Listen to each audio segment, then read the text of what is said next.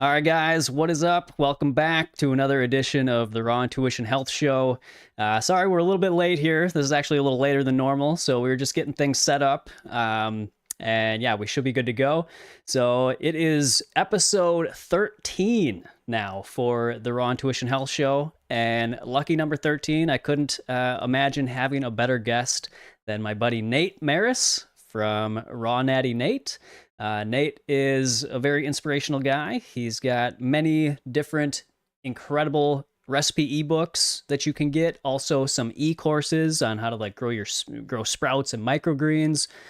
He's got a delicious nice cream book. So a lot of great stuff. I'm sure I'm preaching to the choir here. I'm sure you guys all know who Nate is, but super happy to have him on today. We're going to talk about how to handle holiday cravings or holiday temptations like a boss. All right. So we're going to go through some of our tips that we have found to be helpful for getting through the holiday season without, falling off track with your healthy diet and your healthy lifestyle.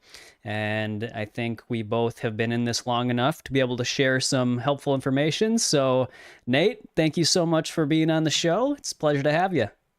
Matt, always a pleasure, man. Thank you so much for having me on, and big ups, double high fives to all the work you're doing, getting this kind of information out for people and providing a platform that you provide for people to come on and share their little 2 cents. So yeah, definitely great to be here, man. Thanks. Thank you so much. All right. If anybody, Fiona, what's up? Thank you for being here. I see you in the chat there. If you could just let us know, does everything sound okay? I hate to ask this every single time, but I just want to make sure before we get too far into it. Everything looks like it should be good on my end. Tessa, what's up? Tessa's here. Carl knew it, she says. I don't know. Did they know I was going to be late? I'm guessing that's what it was.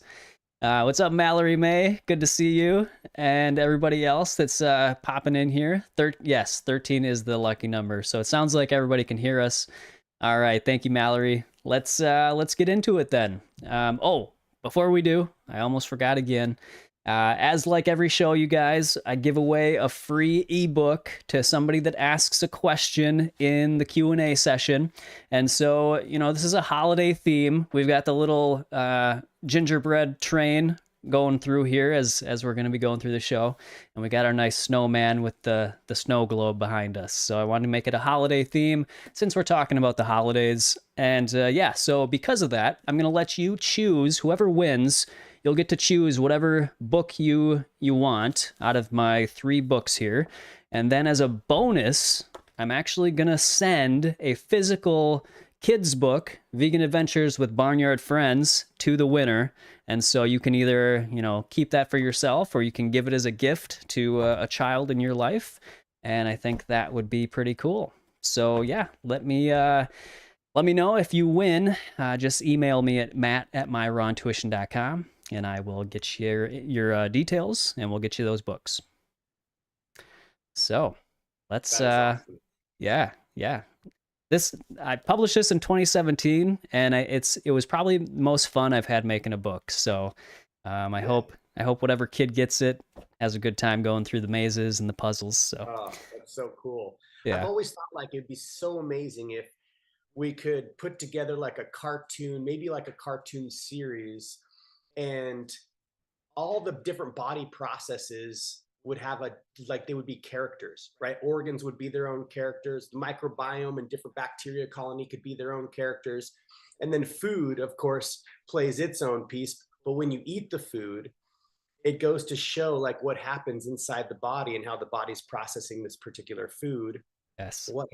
Just I don't know. I mean, I think it would be so fun if there could be something like that, a Saturday morning cartoon or something, to where the kid would leave and be like, "Yeah, I don't know if I want Cheetos today, mom," or Yeah, whatever. yeah.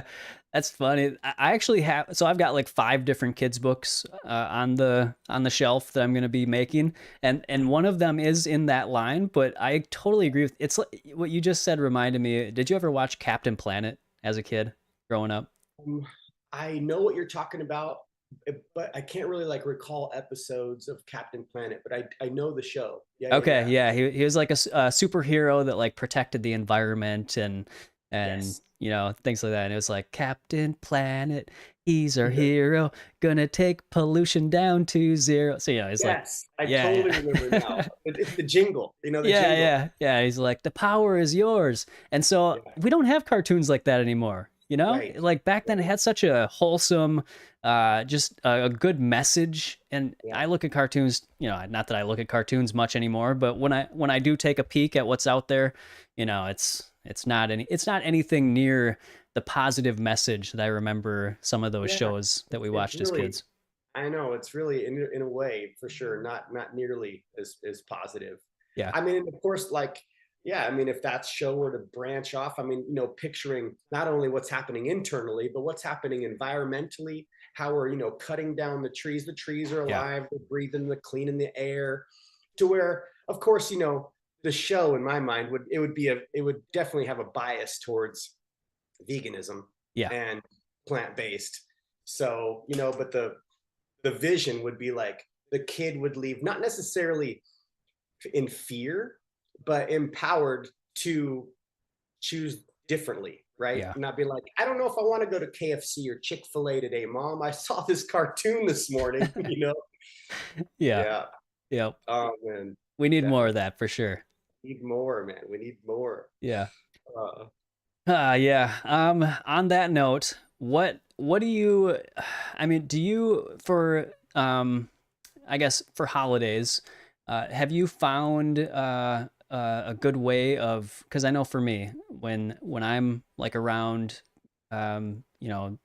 nieces and nephews and things, I like to have fruit around to, have them see me eating fruit and things like that. So they get kind of curious and they want to try it. Have you found, kids to be receptive of, eating healthfully when you're, around? I don't know if you have many kids around you at holidays, but anything like that? no, I don't have any little ones around me at holidays anymore.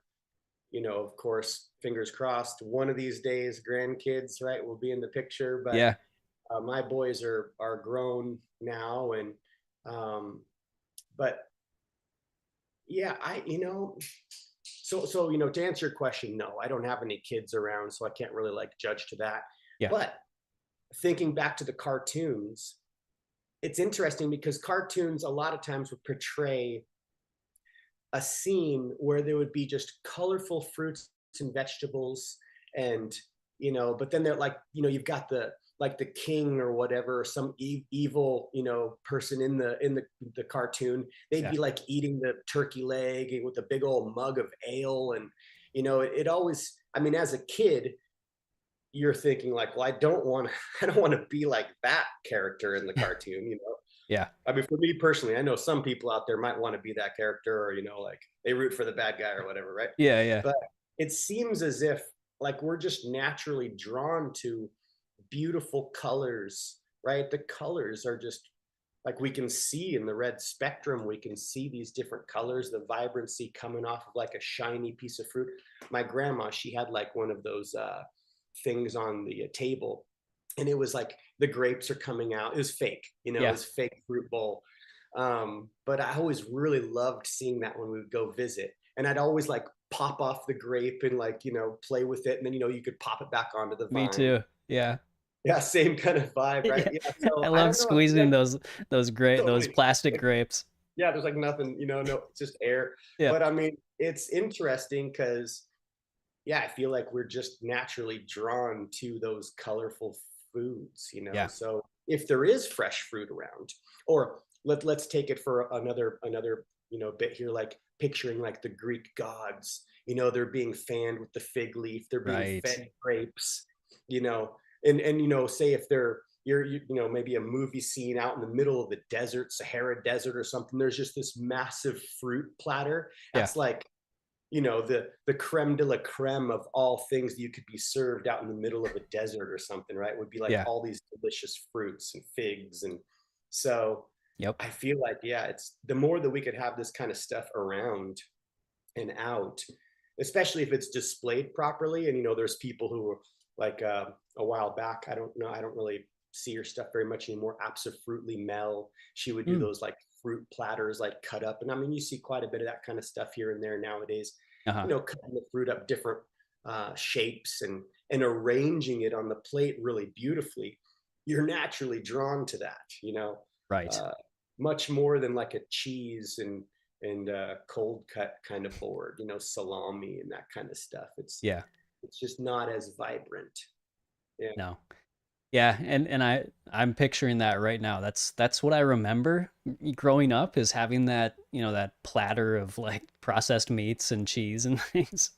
And it's like and there would be like strawberries, but they would be in like a jello with whipped cream and things, and it's yeah, just like, yeah. yeah. I know it's nutty, man, but it's easy though, right? That's the thing that's tricky. Like a lot of times, you could get like a fruit platter sort of thing plated up. And I mean in the stores, certain, especially certain times of year, you can see like it looks pretty good. It's not at all like how some of these artists are putting together their plates of fruit and stuff, but that's a lot easier than, having to do it yourself, getting Yeah. something already pre-made. And then, of course, like there's the charcuterie platters or whatever, however you Yep. say that, that are, and that stuff's easy too. You're like, well, let's grab a couple of those and we'll put them out for the family, a bunch of rolls and butter and Yeah.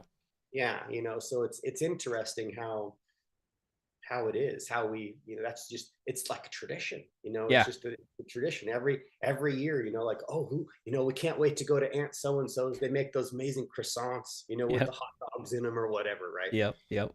right? Yeah, for me it was lefse. Have you had lefse? No. Oh, really? It's a What? Norwegian thing. Okay. My grandma, all every holiday she would make lefse, and she would. Anybody in the comments? Have you had lefse?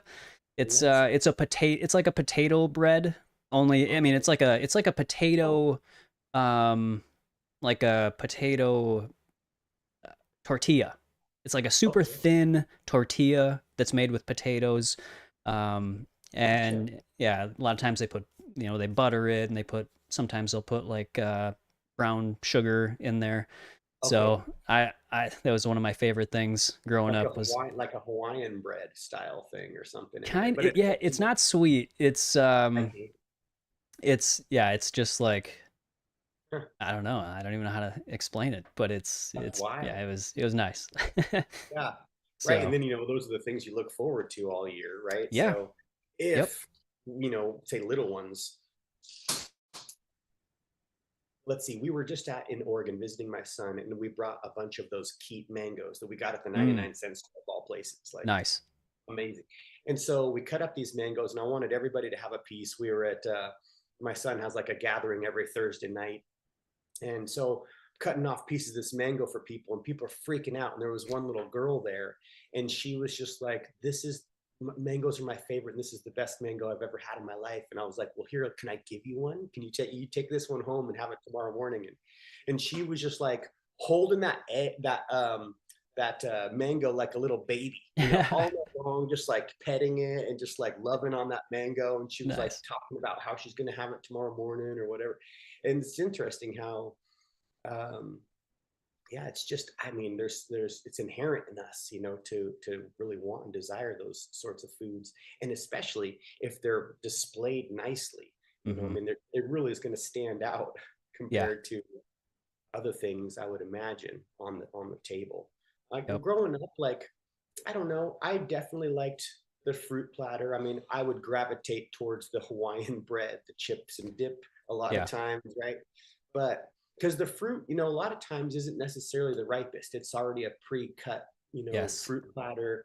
You bite into the honeydew and it's got a crunch and that kind of stuff. So as a kid, you're just not as a it's just not as appealing. But if it was super ripe, like I never in my life until I was like 40 had a mango like a keep mango. Me too. Me too. I'm like, or a persimmons. I've never had a persimmons until I was like 41. Wow. Yeah, Yeah. like it was just not something that was served up. Like yeah, people think of fruit. The average, I would say, people in society, the average people in society think of fruit. There's the classic, the stone fruits, and the maybe some cherries or figs, right? But Yeah. there's so many fruits that we don't even realize that are out there that are pretty dang amazing.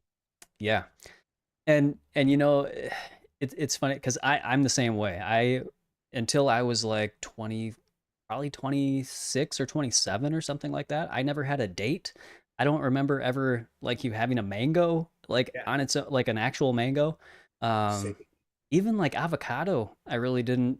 I don't think Oh, I ever remember having. we had a So lot of many things. You did we yeah, we definitely ate a lot of, like guacamole, guacamole. and we did, Yeah, burritos and tacos and that kind of stuff. And yeah, I loved making guacamole. I'd always make guacamole at any kind of gathering we'd have. Like, I would make like a massive bowl of yeah. guacamole. But dates, that's something that I Mm, never really had. Like, I think I ate one when I was younger because I think it was like my uncle who had like a bowl of dates. He's like, try it. And I was mm. like, I don't know, it's kind of weird. It looked like just looked like a cockroach or Yeah, something. yeah, yeah. And, he's like, it's pure sugar. And, you eat it and you're just like, I wasn't really taken back by it. And Uh-huh. it wasn't until going raw and buying Lissa's meal plan one, um, that I was like, wow, dates are, incredible. And, Yeah, they're full of calories and fiber and all these good nutrients. And they make things, a nice consistency when you blend them up. And so we yep. don't really eat dates like by themselves, rarely, unless we get like a good barhi that's just like gooey, Yeah, like rarely do we ever eat them. But yeah. now dates are such an integral part of our diet. Right. Yeah, and you're in Vegas, so do you, they grow in Vegas, I believe, right? Yeah, Or there's close to that area anyways? yeah, not too far from here, like maybe 30 to 40 minutes away, there's a date farm called Cool. China Date Ranch. And they Wow. have all kinds of different date trees and they're labeled, and you can go along the rows. And, it's really cool to see how they process and, bag them up so the birds don't come and eat them. Right. Because, the birds know, man, the birds Yeah. wait. They know when the perfect time to come peck at them is. Yes. But it's really interesting to see, and of course, like, I mean, there's date palms all over Vegas, but they're Okay. not being harvested or anything like that. Hmm.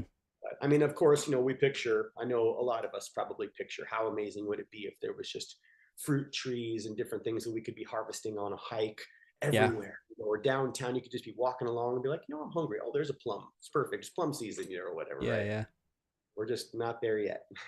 I know. Yeah, I envisioned that. I mean, I had many years where I was just like angry. I was like, why isn't this happening? Like why do we have these non-fruit bearing trees in our yards when we could be planting food producing trees? And Yeah. it took me a while It's, to get it's really over it. interesting. I know Yeah. when you really dig into, there's a lot of things in this world that can really get you down and make you feel sad and depressed. Yeah. And that being one of them. Like, why is you can't grow a garden in your house because HOA is like it looks unsightly, and Right. you have to have a lawn, and of course, like grass is one of the hardest things to grow Mhm. and have it look good. But of course, there's a lot of things that are involved in growing a nice lawn. And I feel like Yeah. most people, there's something that a lawn brings to us, nice place, where, say under date palms and it's all like this plush grass. But yeah, it's not necessarily producing anything besides, we're taking gasoline and oil to run our mowers, unless you have a Right. push mower. But even then, you're spraying stuff and having to water, and Yep. looks nice, but doesn't really do much else. Mhm. Yeah, I don't know. It's interesting how that is because there's certain areas that you can't even grow a garden in your front yard. It has to be Right. out of sight, Yeah. I can't in my place. I live in a townhome, so they don't allow gardens or anything. Can't do anything in the yard. so Right.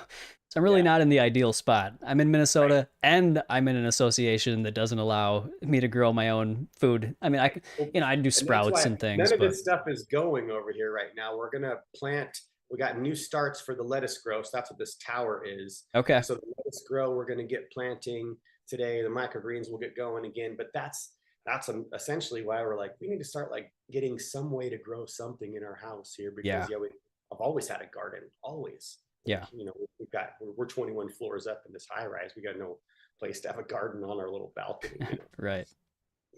Yeah. Yeah, and that reminds me, actually, I wanted to say this at the beginning of the show so people were aware. But Nate is in a bundle right now. So do you want to just mention the bundle and where people can go if they're interested in the bundle that you're part of? Absolutely. Thanks, Matt. I appreciate that. Yeah. So it's Yeah. called the plant-based bundle, and it comes around, once, maybe twice a year. This bundle in particular, and this one here is both Liz and I have contributed. Gosh, I don't know. I think we've got 12 different products in there. I put everything that I've ever made in there. Wow. Um, and Lissa has like 7 of her books in there, but there's like over 130 different products in there, and it totals like over $3,500. It's $50, and it's really just focused on trying to get information out to people, recipes, workout plans, meditation guides, yoga programs, all the stuff to really kind of level yourself up. But yeah, that's going on right now. And yeah, check that out.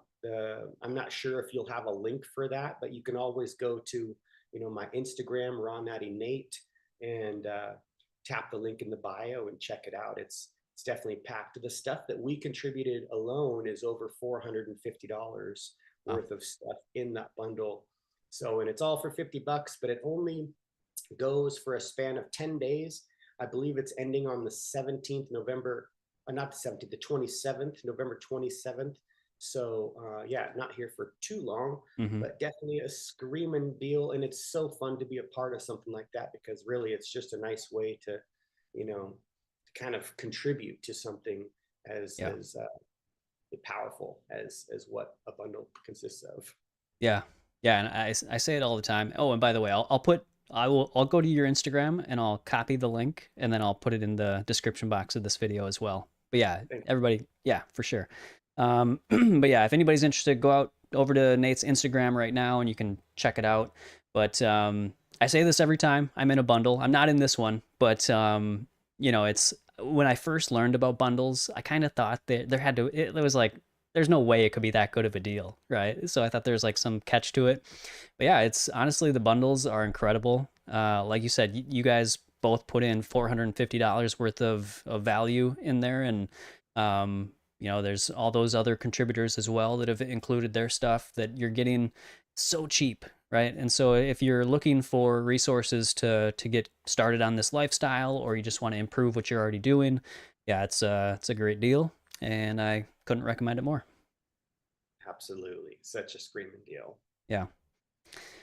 Yes. All right. And so you've already mentioned that we get into the tradition of the cold cuts and the cheese and the lefse, that's those things become our traditions because we do it every year, right? So I love that you brought mangoes to your get together, and you showed others that you can bring fruit, and I've done the same thing. That's like a very similar situation to what I had too, where this was like several years ago. I brought just probably like 12 Atolfo mangoes to Mm, Thanksgiving, and that was my nice. meal. And my cousin's daughter, she was like mesmerized by the mangoes, and so I let her have some, and yeah, she loved it. And so that's kind of where that was one of the first times I remember being like, just realizing the power of just having the fruit there for them to see, because like you said, they're so drawn to it. Kids are so drawn to fruit, um, and even vegetables, if they're used to eating vegetables. I know some people have a hard time getting their kids to eat vegetables and fruits even. Right, Fruits not as much, but if you get them started early, and you're eating them as well, I think it's a big, you raise the chance of them wanting to consume that, going forward. But I think it's important that we start doing that so that we create new traditions and new, yearly habits where we do have those bright, colorful fruits, and it's not just the traditional, cakes and pies and cookies and cold right. cuts and all that stuff. So yeah, I think that's it's an important point with the tradition, because tradition is it's what we've done for many many years, but we can start new traditions in our families, and that can spread out, and that can just go on from there and evolve, and we can have new healthier traditions. right? Absolutely. Yeah. Absolutely. Yeah. And you're doing something different than, everybody else at your table. So I could imagine that it was your niece, you said? Yeah. Yeah, she was, drawn to that. Like, what's Matt doing over there? Like, look at these beautiful, like you've got a plate full of gold, because the Yep. tacos are just so golden, right? Yep. Yeah. It's so Yeah. different than just 50 shades of beige. Yes. Exactly. Yeah. So what would you say? Like I don't know. Did you like think about any specific ways that you would like maybe encourage somebody, or maybe something that's worked for you to maybe in the beginning of this journey? Did you struggle with temptations at holidays, or how did you get by them if you did, or how would you kind of explain to somebody a trick or technique that they could use? Sure. Yeah, I have four basic, kind of rules, or maybe rule is a little like intense word, right? But tricks, I guess you could call them, Yeah. to stick to. And in the beginning, for me personally, and I would imagine it'd be like this for everybody, unless you're surrounded by people like at a fruit festival or something, rather, or a vegan festival, it can be pretty tricky. So before any kind of, like, if we're talking traditionally, say we've got, the big Thanksgiving Day coming up, and you know that's a tricky one, because some people, and it maybe they just want to say, whatever, this is the one day a year I'm going to have candied yams or whatever it is.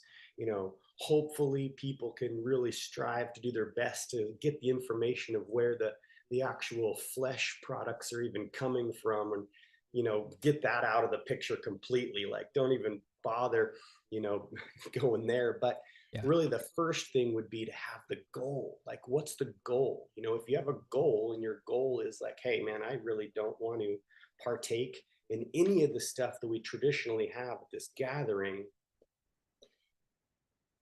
and the reason being because I want to stand firm in my new belief, if it's a new belief, or maybe this is something that you've been doing for a long time. But, like, for somebody new coming into it, it can be really tricky going Hmm. to a gathering with a bunch of family and friends and people, maybe drinking alcohol, and people kind of loosen up and poke fun at each other a little bit more that way, which can be kind of uncomfortable. But if you have your goal dialed in, which is like whatever it may be for that particular individual. For me, it was like, I just don't want to. I don't want to. I don't want to end up in the hospital bed like I see so many people. I worked in the medical field, so there's a lot of people coming in, all ages. Yeah. Where I don't want to be on medications. Like, we've actually just been watching a TV show on Hulu, and we don't have the premium, so we get the commercials, and it's insane how many pharmaceutical commercials. And Yeah. then it's like Chick-fil-A, like a Chick-fil-A commercial that's like making you kind of tear up. And I'm like, dang, they're pushing this stuff hard. Hmm. So having that goal is the first thing. That would be my first tip. Just, what's your goal? If your goal is to be like, throw it all to the wind and have the lafta bread and the chips and dip, and no more power to you, no big deal, right? Yeah. But if your goal is to be like, maybe I can entice my niece or nephew to also eat healthfully, because maybe they are, because it's hard to get someone who's a bit more set in their ways to come over to the other side, kind Yeah. of thing, right? Yeah. So yeah, I mean, the goal is it. That was something that really helped me. It's like, what's my goal? I'm going to this mancation with a bunch of my homies that I grew up with. What's my goal? Is my goal to get just hammered drunk the whole weekend and eat a pound of bacon a day like they do? Or is my goal to just like leave feeling good and having spent time with my friends? you know of course, that has shifted since then, because I don't I just it's hard to watch people do certain things to themselves. you Yeah. know you come back feeling even worse after the event. So really, that would be the first thing. What's your goal? What's the goal that you have? And then once you have that in place, then you can move forward from there. Yeah.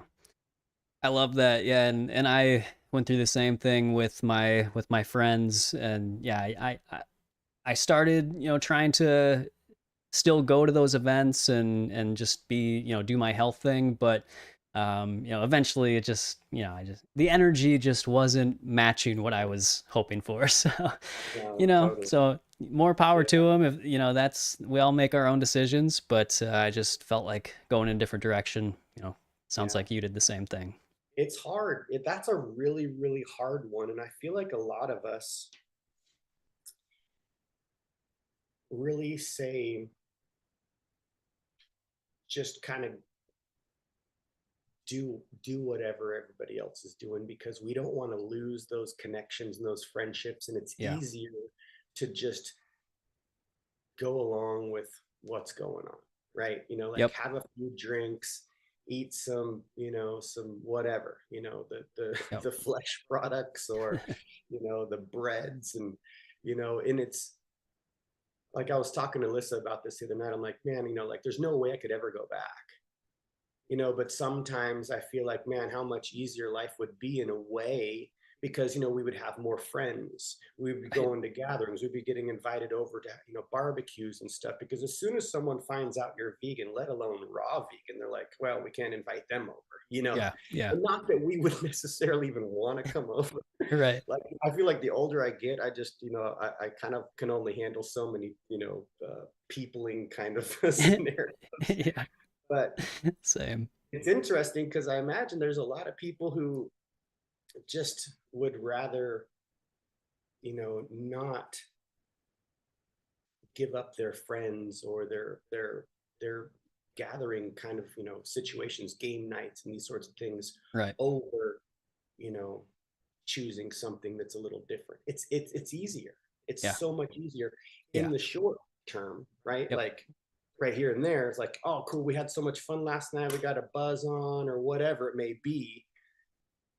But then, the consequences come later. And I mean, Yeah. it's only obvious, like with how the Food and Drug Administration are in bed together.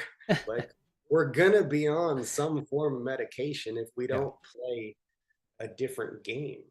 Yep. And that's a hard decision to make. It really is. And I don't know like how to really balance that necessarily because essentially for us, we just kind of like we have friends, like I'm sure, of course, if you were closer, we'd be hanging out with you guys and doing Yeah. game night. We'd have a blast. Yeah. But we're not. We're states away, so Right. it's tricky to find that balance, right? And Yep. of course, part of me was like, maybe I could, because the one of my buddies who actually was on the trip, the Mancation, um, he was a vegetarian Okay. and I was the only vegan, Mm. out of like 12 or 14 of us. Yeah. And these are, guys that I grew up with, right? Yep. And that individual would eat and drink whatever he was being served because what we would Mm. do is we would group up and each group would be responsible to feed the whole group breakfast one day Mm. and dinner that same day. Everybody does their own lunches and snacks. And then that way, each group only has to make breakfast one time throughout the trip Okay. or one dinner, which was a really cool modality, right? Yeah. I like Um, that. but it was really like interesting because I wouldn't partake from a lot of the meals because, they weren't vegan. Right. And so I had to bring my own food. But I'm watching my one buddy who's a vegetarian who just he made the exception to just eat the bacon and eat the, whatever. Yeah. And I mean, I really like just, kind of hurt me in a way because I'm like, dude, why'd you stand firm with me and like, in Yeah. what you stand for too? Like you're just, but there was a part of me that really admired that part too. He was just like not going to make a big deal about it. And it was just Mm-hmm. this one trip a year. Well, it's actually like two trips because we would do a winter trip too, a summer and a winter. Okay. But so I don't know, like for me, I didn't want to do that, like Yeah. I could see how that could be, powerful for him, because he's able to abstain from eating bacon year round or whatever. Yeah. But at the same time, like, and here I am like thinking like I'm gonna set a good example to my homies. Nah, I didn't set no examples, you know what I mean? Like they were basically just like, like I mean, it's hard. It's hard. Hmm. You Yeah. know, so there, what's the goal? My goal is I don't want to be in the hospital bed. I don't want to be on the medications. I want to be hiking and skiing when I'm old. Yep. And looking at the majority of people in the population, if they go on continue doing what they have always done, they're going to get what everybody else is getting. They're going to Yep. be on statins and different kinds of medications. You know, Yep. like some of my friends are, who are my age. They're on medications, Right. and so yeah, the goal is, man, it's everything, but it's so tricky, to make that distinguished, you know, change in your own head where you're just like, I'm not going to do this anymore. I don't care if people make fun of me or I'm going to lose my friends that I grew up with. Yep. And I mean, whatever. If friends are gonna, it's interesting how controversial religion, politics, and diet Yes. are. You know, it's It's so so interesting. weird. Yeah. But the whole breaking bread thing. We we want to get drunk together. Yeah. People get drunk together, and some of my most fun nights that I've ever had have been drunk with some friends. Me Like too. so much fun, just that comfortably numb feeling, and just Yeah. I'm a happy drunk. So Yeah. Me too. Me too. like, but it's like, man, like, is this really worth it in the long run? Like, Right. I don't necessarily know if I want to play that game anymore. That's kind of so I had to change my goals. Hmm. I hear you. I was one who I would like black out a lot, even without drinking as much as you'd think you would need to black out. Like I would just like not remember a lot of the nights, and that was one of the things that reminded me, or it it kind of made me think about my life later on and how I was like, because I've always loved listening to grandparents and older people share stories of their life and things, Yeah, and I was just thinking like, I don't even remember like the last 10 years, you know. So I was like, what stories am I gonna share when I'm older? Like, am I gonna remember anything if I don't have like Facebook up in front of me? So, like right. that was like my memories. It was just like looking at the pictures from the night before that my buddies would post on Facebook. And so And you're like, wow, yeah, oh yeah, man, yeah. And I mean, one thing I will say is, you said that you probably weren't making an impact on, you weren't being an example for your buddies, but I will say that I also had instances like that where, um, they were giving me a hard time. I remember being out at the bar with a group of friends, and one of my close friends was arguing with me about protein, telling me because I was like, dude, I don't eat meat anymore. He's like, you yeah, can't get enough protein without eating meat. And he was like getting all angry. And that guy came to me several years later asking for advice on how to eat plant based. And so, I mean, even when it seems like we're not, yeah, we're probably not going to impact everybody, obviously, but there might be one or two people that kind of take note of what you're doing. And I know you know this, but that's why, like you're saying, it's important to stand firm in what you believe in, because if you say, "Oh, I'm vegetarian," and then you're eating pork chops and bacon and hot dogs, yeah, people are going to look at you and they're just, it's just not going to send the right message, right, about sticking to what you morally believe, your ethics, and who yeah, you are as a person. And that was actually the first thing I wrote down to share about why, or how to get through the holidays, all the temptations. You nailed it. Like it's about defining who you are, and also I think defining, clearly defining what you believe food to be, right? yeah, Because when I go to the holidays and I see, the lefse, it's still, actually, I think there might be eggs in it, so I guess it's not vegan, but it could be vegan. Like that, there's a spectrum.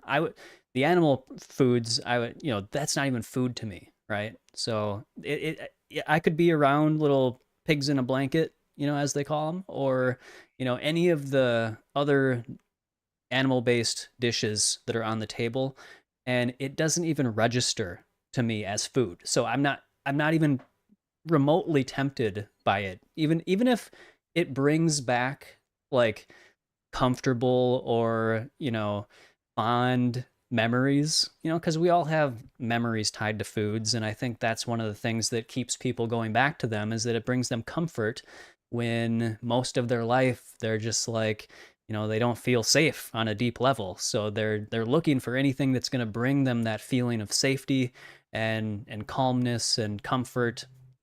And so, especially today, with, I think most people today are feeling on a deeper level very unsafe about, things that are going on in the world. And especially if you're really digging into some of the different rabbit holes that are out there. But, I think when you clearly define who you are as a person, like what are your values? What are your ethics? And are you the type of person, like, do you want to be the type of person that, you know, is shaky with their ethics and morals, or, just your dedication and your commitment to yourself and your, highest level of happiness in your life? Because I think when we do things like your vegetarian friend did and go against, put our morals and ethics, or are just what we truly believe in, to the side just to please others, I think that sends a poor message to ourselves internally, subconsciously, and it leads us to feeling less fulfilled later in life. And so the more you can really get clear on who you are and be proud, own who you are, own the weirdness or the uniqueness of your truth, and the things that you find to be morally and ethically important, and stick to it, because there's power in being confident in something that, many people are unaware of, right? Most people don't understand what is entailed in animal products, or, many of the things that they do. And so other people need us to stand strong in that, that place, so that they can see the truth that they've been missing. And if you're, the vegetarian guy, he didn't shine light on the truth that everybody else at that party was missing, or that event, so our when we become aware of something, and I heard this from Ron Paul, and I loved it. This was like 12 years ago. When we become aware of information, it is a duty and obligation for us to share that with others. If it is something that we know to be an important truth, it is our obligation, now that we are aware of it, to enlighten other people. And you don't have to shove it down their throats, but, make them aware in whatever way that you're comfortable doing it, because that's how we that's how we fulfill, I think, our mission in life, and also just it's how we be a service to others, without, it's like the easiest way to be of service to others, um, in terms of, I guess you could make an argument for if it's easy or not, but I think it's important that we stand strong in who we are. So that would, to me, that's what helps me get through those temptations, and just knowing that it's my duty and obligation to, one, be true to myself, and to, do what my future self is going to be proud of. You look back and you're going to wish that you made better decisions a lot of times. So the more we can make those decisions now, we can look back and have less things to wish we would have started doing earlier. And yeah, and then just like I said, define what food is to you, because when you do that, a lot of the things that are on that table aren't going to be food anymore. I love that, Matt. That's so good, man. Definitely. Yeah. What's your next one? Well, now that you've got a goal, Yeah. the next one would be to have a plan. Like you got Yeah. this goal, you're like, okay, this is who I am. I'm going to stand firm with what I believe in. I'm going to try to make an impression. And you're so right too, Matt, as far as, touching up on, may not really think that you're affecting people.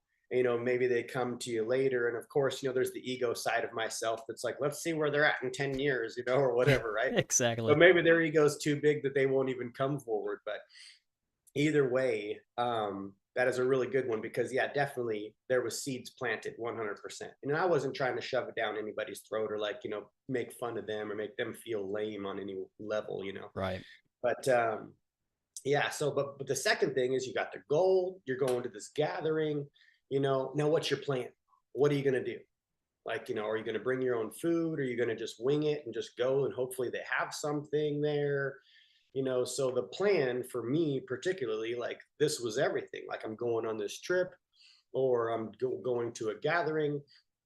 I would think about who I am at this particular gathering or event before I was there and imagine what would I want to have with me to cover my bases. How many hours am I going to be there? If I'm going to be there for days or I'm doing the camp trip, I've got to bring all my own food to cover my own basis the entire time. So I had to plan it out.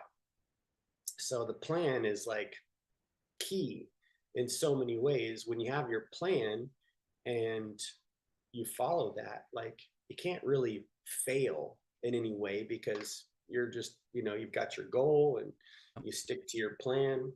So yeah, that'd be my second tip would be, have a solid plan of what you're going to do on this particular, let's say, the upcoming holidays, you're going to family or whatnot, gatherings, Yep. what are you going to do? If you got your plan in set, then exactly what you do. It takes the thinking out of it. And I like Yeah. as many things that I can do in life to take the thinking out of it. Yeah. I'm with you.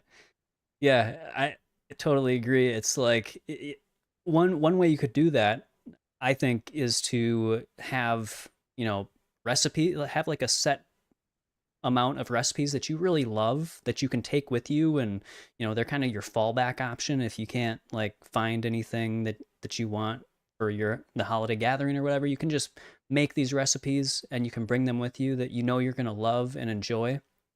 And a plug for Nate and Lissa is, and this is how Nate got into this lifestyle. It's through Lissa's, what was it, her meal plan? Which meal plan was that?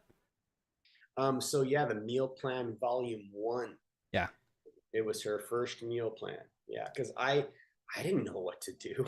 I Mm-hmm. know I wanted to eat a raw diet, and I was searching the internet for all these different raw diets and different meals. And can you build muscle on raw? Am I going to wither away? Am I going to turn into a girl if I eat raw?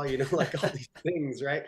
So, which I didn't believe, but you know how the consensus is, right? Yeah, yeah. Um, but yeah, having that plan was exactly like you're saying, Matt. It was like I just knew what I was going to bring everywhere I went. I brought my Vitamix to work.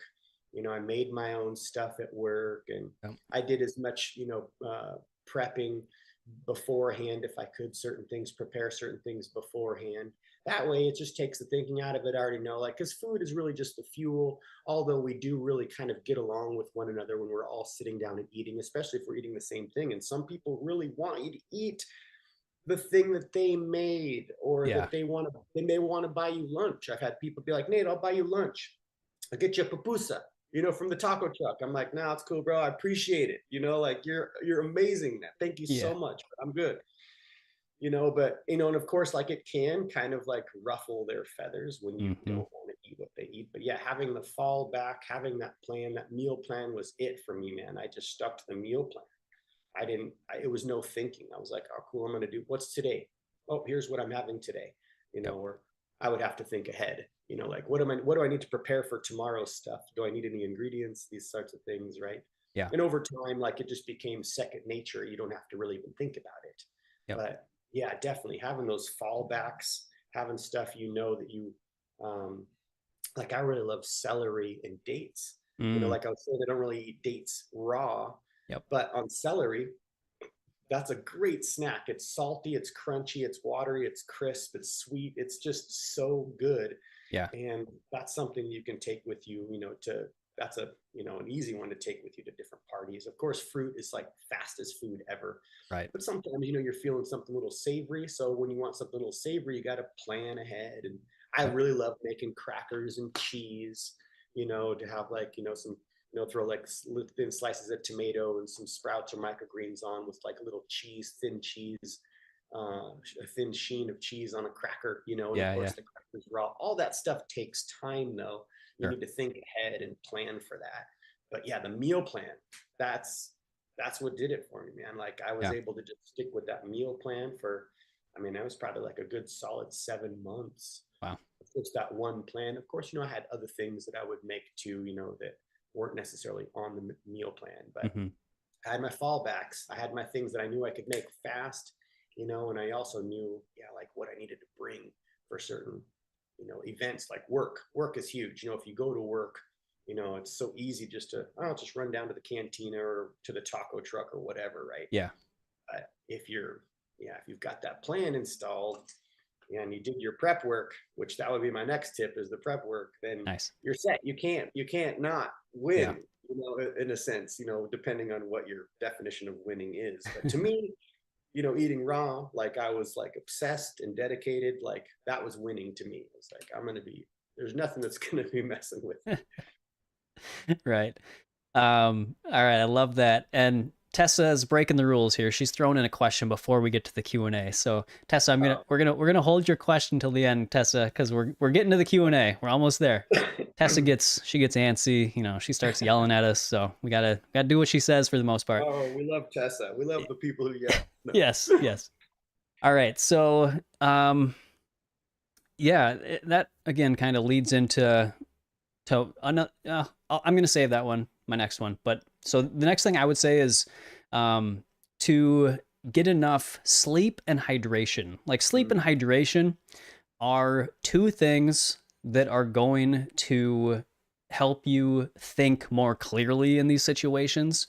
And so most people leading to the holidays, they they don't get a lot of sleep, they're stressed, they're, probably eating junk food, they're not staying hydrated. And I think this is a big part of why people slip up a lot of times over the holidays because they're not getting enough sleep and they're not getting enough hydration. So their brain isn't functioning as sharply as it should be. And your willpower and your decision making skills get really kind of skewed when you're underslept and underhydrated. So making sure that you're getting good sleep, you're going to bed at a good time, and yeah, you're getting enough fluids and you're eating enough raw foods, plenty of fruits and vegetables to get that hydration, but then also any extra water that you need, on top of that. So yeah, that would be something that I think could help people a lot is actually, besides even just the food thing, if you can make sure that you're getting enough sleep and enough hydration, you're going to put yourself in a good position to start making decisions that will benefit you through the holidays. Matt, that is so key, bro. That is Yeah. so huge, man. That Yeah. is, yeah, I 100%. I agree 1,000%. Yeah, exactly like you're saying. You're not thinking correctly. You're hungry maybe right. because you haven't hydrated, because a lot of times they say, oh, if you're hungry, you're really just thirsty. Yeah, So exactly. Yep. Okay. There we're twins. yeah, cheers, man. Right Mm, on. cheers. Love it. Yeah, that is so key. Sleep is so key. I mean, Lisa and I both, like, we love this analogy that Rosalind Graham, Doug Graham's wife, talked about, which, I love this analogy and I use it a lot, which is like the wheel. You've got Mm, all these different spokes that make the wheel spin nice. And, each spoke is represented by a different thing, like diet is one, stress management is another, movement is another, um, you know, but the hub of the wheel, hydration, of course, hydration is a spoke, yeah. because if we focus too much on one, just, only diet, and like we don't sleep properly, then everything's all out of whack. But really, like, listen, I have thought that the hub of the wheel in a lot of ways is sleep. Yeah. Like the whole wheel would fall apart without, the hub. Like you have to have that good spinning hub, and that is so true, man. Sleep and hydration. And of course, I know we would die like if we don't breathe. Like breath is Right. even more important than so many things, and a lot of us don't even really know how to breathe like properly. I don't. I I haven't taken any classes. Like I would love to learn more about breath work and breathing properly. Like, of Yeah. course, sitting in meditation, like you really focus on just the breath. Like I love doing the square breathing, breathe in for 5, hold for 5, breathe Yep. out for 5, right? But man, that is a huge one, bro. That is Hmm. so good. I love that. Yeah. Yeah, if you're interested in a book on breathing, one of my so I've got two favorites, and I it's funny. Once I read these books, then I started seeing them everywhere online. Like everybody was starting to talk about it. But it's The Oxygen Advantage by Patrick McKeown Okay. and Breath. I think it's called Breath I've by got breath. I haven't, I yeah, haven't, yeah. I haven't tapped into breath yet because I'm trying to like go down I'm trying to finish the book. So Dude, I'm I like, know what you mean. I but got yeah, so many we've books. got we've got breath. That one. What was the other one? Oxygen advantage. Yeah, The Oxygen Advantage by Patrick McKeown. Two great books. Actually, I read those during a I was doing a water fast, and like I was just reading, I was just like zooming through books, and those were the two that actually I got those because I was doing a water fast, and I was like, that was like one of the biggest realizations I had was like my connection with my breath during Yeah, it. And so that was like what I took from that water fast was like breathing is so important. And yeah. I grew up, I had asthma growing up, and so breathing was Me too. always, yeah. I did too.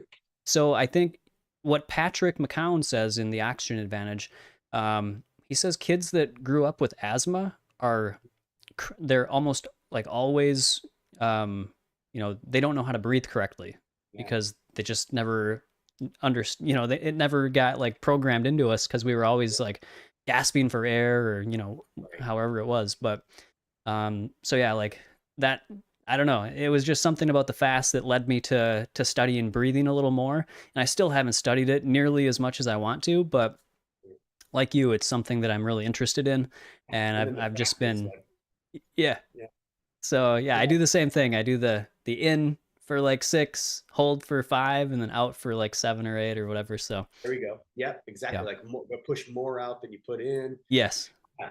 Like it's interesting, like just even just a couple times a day, just sitting, breathing like that for like 2 minutes. And it's tricky, man. Like it's really because, just naturally when we're breathing, we're not breathing like that. right, So it does take focus, right? You have to really be focused on your breath. I mean, it's so interesting how many things should be implemented in grammar school, like breathing. Like, okay, kids, like we're gonna breathe right yeah, now. yeah, Like teach them the breath. And there again, the cartoons could come in. yeah, We have little characters, the alveoli and off the lungs and stuff are all yep, there. Like, yeah, the asthma's that was scary as a kid. I mean, it's like, and then you can get yourself worked up, because you can't really breathe because it's like you're breathing through a coffee straw, right, right? Like you just, oh man, it's like one of the scariest feelings. hmm, So, I mean, breath, like, to say breath is one of the spokes is like maybe breath is really the hub too, I don't know. But sleep, of course, like it's interesting. We have to sleep so dang much, man. yeah, Like, sleep, Bliss and I are, really big into sleep, and hmm, we strive to actually, I think that's where we maybe even got this cold that we have, been kind of fighting this week is yeah, we were up until 2 in the morning this ah, last Friday night yep, um, at a concert. And, it just, I don't know, maybe it ran us down. I don't know. It's weird. We've yeah, been, going to the gym, pretty heavily. And that's somewhat new, like, in the past couple months. But either way, yeah, these sorts of things really do play a huge aspect into our health and vitality. And we, a lot of times, just don't even really think about right, yeah. It's funny you say that because over the last 12 and a half years that I've been living this way, I've gotten what you would consider sick like maybe 4 or 5 times or something like that. I mean, it's always been, it's never been like how it used to be. Like it's it. always Right. pretty mild, but Yeah. it's almost, from what I can remember, it's always been when, yeah, I haven't been getting a lot of sleep, and Yeah. also when I've been over exercising. So Mm, over exercising has been like the common denominator in all of them. Like when I think back, I'm like, yeah. hey, I was doing that last time this happened too. where like Yeah. I'll go like a day or two where I'm just feeling like kind of Yeah. just like kind of blah. And Right. yeah, it's usually when I'm over exercising. So yeah, I Yeah. just thought it was Yeah. interesting. And I mean, we really strive to not like wipe everything down, antibacterial style stuff, Yeah. Yeah. we're at the gym, like, you're touching weights, like people aren't wiping the bar, they may Right. be wiping the seat where they were, but they're not like going and wiping the bar. And Yeah. for me, I'm like, oh, microbiome, like, I want Yeah. all the terms, like give them all to me, so I Yeah. can build Yeah. a community. Yep. But yeah, I really feel like that's probably what it was. Both Liz and I are like, it must have been us, because we stood the entire concert. And not like, that's like this hardcore thing, but we Hmm. don't stay up late like Right. anymore. We're normally in bed around 9. And yeah, it was like 2 in the morning. Yeah. Yeah, who knows? The body was like, yo, like, sit down. Right. You're done. What was the concert you went to? It was Kylie Minogue. Okay. Yeah, you know who Was it Kylie pretty? Minogue is? I know the name. I don't know. I'm sure if I heard one of the songs, I would recognize Yeah, it. so it's one of Lissa's childhood, you know, artists that she just absolutely loves. She's got like a handful, and Yeah. this is one that she just absolutely loves. I never Cool. knew who Kylie Minogue was until I met her. And it was a really awesome show, man. It was an Cool. amazing show. And it was really kind of a shocker for us too, because we didn't realize how much of the, like the gay community are drawn to her music. So we're like in there, Really? we're like, whoa, like, what did we just step into here? Like, this is wild. Yeah, it was like a small venue, about 1,000 people. And Okay. but it was, man, Interesting. it was interesting. I'll tell you that it was definitely interesting, because there was other acts along with her show, but the Okay. show itself and the other acts and stuff were great. And of course, just being in that environment was awesome. We're like, we're just in this massive gay bar. This is so cool, But yeah, Yeah. it was like I had no idea like how many people are drawn to, like, how many. It Huh. was it was just it was something, because she listened to him, a lot when she was young, like 12, Yeah. 13. Right. But Does is one of her songs "I'm Like a Bird"?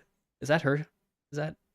bro, I Yeah. could not even tell you. Like Lissa probably could tell you. Okay. Very possibly. I don't know. Maybe somebody could look it up or something if that was Yeah. her song. I'll Google it later today. Yeah. So. But she's got some really good songs, and she's amazing. She's like, she's near 60 years old. Oh wow. She looks incredible, and the performance was incredible, and her energy was incredible. Like she Cool. had really good interaction with the crowd. And I mean, it was a small venue. Hmm. The stage actually had like a catwalk out into the middle of the audience. Yep. um so it was really neat. I mean, I would Cool. definitely go again for sure. But the Nice. part that was hardcore, it was like, man, the show didn't even start until they said 10, but I don't even think she came on until like midnight.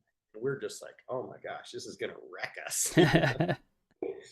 Yeah. But I'm raw vegan. I shouldn't get sick, man. The same thing. It's interesting how you said too, like, I mean, if we were eating and living the life that we used to live, like how many more times we would be sick, and how much more intense these, you know, uh, flus would have been. Because Yeah. Liz and I both have been sick. I think this is our, well, I know definitely it's our second time. I want to say possibly 3 times that we've been sick. Um, but really, it's just like, it's a day in bed, just kind of flu symptoms, Yeah. head cold, headache, snuffy, sniffy nose, and Yep. no vomiting or anything, but Hmm. which I'm so grateful for. I mean, gosh, that's the worst Oh vomit. man. I don't remember the last time I vomited, but yeah, I that was like I could not stand puking. Oh, It was the the worst. worst. Yeah. It's the worst. Tessa says that's Nelly Furtado. That's right. Nelly Oh, Furtado is the I'm okay, like a Nelly bird person. Furtado. Yeah, yeah. Yeah, Thanks, Tessa. she's Yeah. good too. Nelly Furtado's good too. We haven't seen her or anything. I love live music, like Yeah. regardless. I'll see pretty much anything live, if we can. But Yep. yeah, it was a great show. But yeah, we didn't get home until like 2. Yeah. And I think the next day, let's see, Saturday. Yeah, the next day we did go to the gym. I don't think we actually did a push workout. We might have done a class. we've been Okay. going pretty hard because our gym actually offers classes, all Cool. kinds of classes. Nice. And so on the off days that we're not doing like a strength training workout, we'll do a class. Mm. And some of the classes are pretty mellow, like maybe like a yoga or Pilates or something, which Pilates is like really hardcore. Mm. Um, but there we've gone to some really intense classes too. And yeah, I just think it was a culmination of things, Right. for sure. Yeah. Yeah. When you jump out of your routine like that, like 2 a.m., Yeah. it doesn't surprise me. Like I think, Right. regardless if you're raw vegan or not, it's gonna, the body's gonna, it's probably gonna Right. react somehow. Yeah, 100%. I know this diet is not a, cure all end all, live forever, never age Right. thing, that Yeah. it's sometimes made out to be. Yeah. And I mean, it's good to get sick too, Yeah. Of course, like I just itch my eye. Like I really strive to never touch my eyes, like rub your eye, because that's like a perfect gateway into your body, Sure. especially like at the gym. But I don't like to, be as antibacterial as our world is kind of like becoming. Right. I, I'm the I same way. want I want these bacteria. Like Yeah. hook it what because you picture people who are third world countries, or I mean we got a lot of people on the streets, like, Yep. they got strong microbiomes, Yep. like Exactly. yeah, Yeah. I'm sure you know this as well, but the kids that grow up in the cleanest environments are the ones that get sick the most. yeah, So, yeah, it's so interesting. Yeah, I mean, and of course, like I love to have clean things and nice, like wiped down counters. I don't really like to yeah. have grubby, living space. But yeah, Right. And it's by clean, yeah, by clean, I mean, I think it's good to be clean, but, antibacterial, that, yeah, like those types of things, like the right, chemicals that people use in their homes, I think that's the key. yeah, Yeah. yeah. But I know there's also people who are, immunocompromised and stuff too. Sure. They have to be a bit more careful. And Yeah. yeah, but I know this one got us, man. Yeah. Yeah, this one got us. I was like, like even just last night, woke up in just a puddle of sweat, like fever is still kind of lingering. And I'm Yeah. just like, oh, come Uh, on, raw vegan. This should not be happening to me. No, no. yeah. Anytime something like that happens to me, I embrace, I bask in it. I'm Me like, too. I Me just too. try to enjoy it. I'm like, I Me know my too. body's doing what it needs to do to cleanse out whatever it's trying to cleanse. And so, yeah, Yeah. I mean, I kind of, yeah, I just kind of I try to listened to enjoy a it. lot of Alan Watts, Oh, love yeah, Alan, yeah. just like lay in bed and just like fall asleep to Alan Watts. Yeah, yeah, for sure. Got such a soothing voice. Mm-hmm. Yep. I like that guy. Um, oh, okay. All right. Tessa threw in another question. I got one more thing I was gonna put out there before we jump into the Q&A. Sure. So my last one is to create accountability, right? So when you're going into the holidays, I think whatever if you have a goal of some sort, or you want to get through the holidays without falling off your diet plan or health plan, get accountability with somebody. So if you have a close friend that you can, connect with and create some accountability to hold each other accountable to not do, the things that you don't want to do. Having that person or a group of people, or, if you need to on social media, even if you don't know anybody, just put it out there that this is what you're trying to do and you want some accountability, and people will get behind you a lot of times. So I think being accountable, I mean, first off, be accountable to yourself, right? As best you can. I think be accountable to yourself, hold yourself to your word, be the boss of your life, right? I think that's one thing that I've just recognized in myself a lot, or just other people as well. But it's like we oftentimes, like, say we're at work, right? And the boss is around, like you're on top of the task, like you're sticking with your work and everything. But like, or in school, like the regular teachers there, everybody's acting appropriately. But a substitute teacher comes in, people start getting wild, they start throwing spit wads and shit and stuff. And well, it's a family show, sorry. And so yeah, like, it's easy when your perceived authority isn't there to, kind of get off track and to just be a little more apathetic and just, lazy maybe. But if you become the authority in your life, because most of us have been kind of trained to put the authority to somebody else, right? We let other people tell us what we should be doing, and we stick on track when the authority is there. So if you become the authority in your life, you have to change your perception, right? This is like step one for me. If you want to make transformational change in your life, you have to have a shift in your consciousness and your shift in your perception of who you are, right? And we already kind of talked about this a little bit, but you got to be the boss. You got to be the authority. So, even though there's no, so-called boss or supervisor, in your personal life where, when you're trying to do your, complete goals or whatever you're trying to do, you got to be that person. And if you can change your perception of who you are to see yourself and put yourself in that role of keeping on task, and it's good to take a break here and there and have some fun, but for the most part, if you can keep yourself on task by having that perception of yourself and stepping into that role of being the authority, being the boss of your life, being the CEO, you're gonna start to see better results because you're gonna have more motivation, I guess, more discipline to stick with and stay on track of your goals. So yeah, there's that. It's just that's my train of thought here. No, But the yeah, be accountable. Accountable. That's accountability partner, man. yes. That's big. That is Yeah. big. Yeah, for people who are, fortunate enough to have someone who, wants to, play the same game, so to speak. Yeah. That's huge. That's huge. Definitely. Yeah. My third one would have been the preparing, right? Preparing for this event, and say you put that plan into action and you get everything ready, and Yep. of course, like you're saying, kind of holding yourself accountable now. Like, okay, now I did my shift in consciousness. Now I've got my goal, got my plan. I've prepped up my veggies and I've made my dressing to take with me, or maybe even bring your blender so you can make banana ice cream. That's something that I always did too. I would like take my cooler, like, I'd go to friends' houses or whatever. I'd bring my cooler with like, you know, uh, some dry ice and bring frozen bananas and frozen fruit. And I would make an ice cream for everybody because I wanted people to taste like, this is incredible. Like, I Yeah. don't care, if you're not into, say kicking dairy or whatever, but taste this. This is amazing. So Yeah. yeah, definitely, man. Like having that, that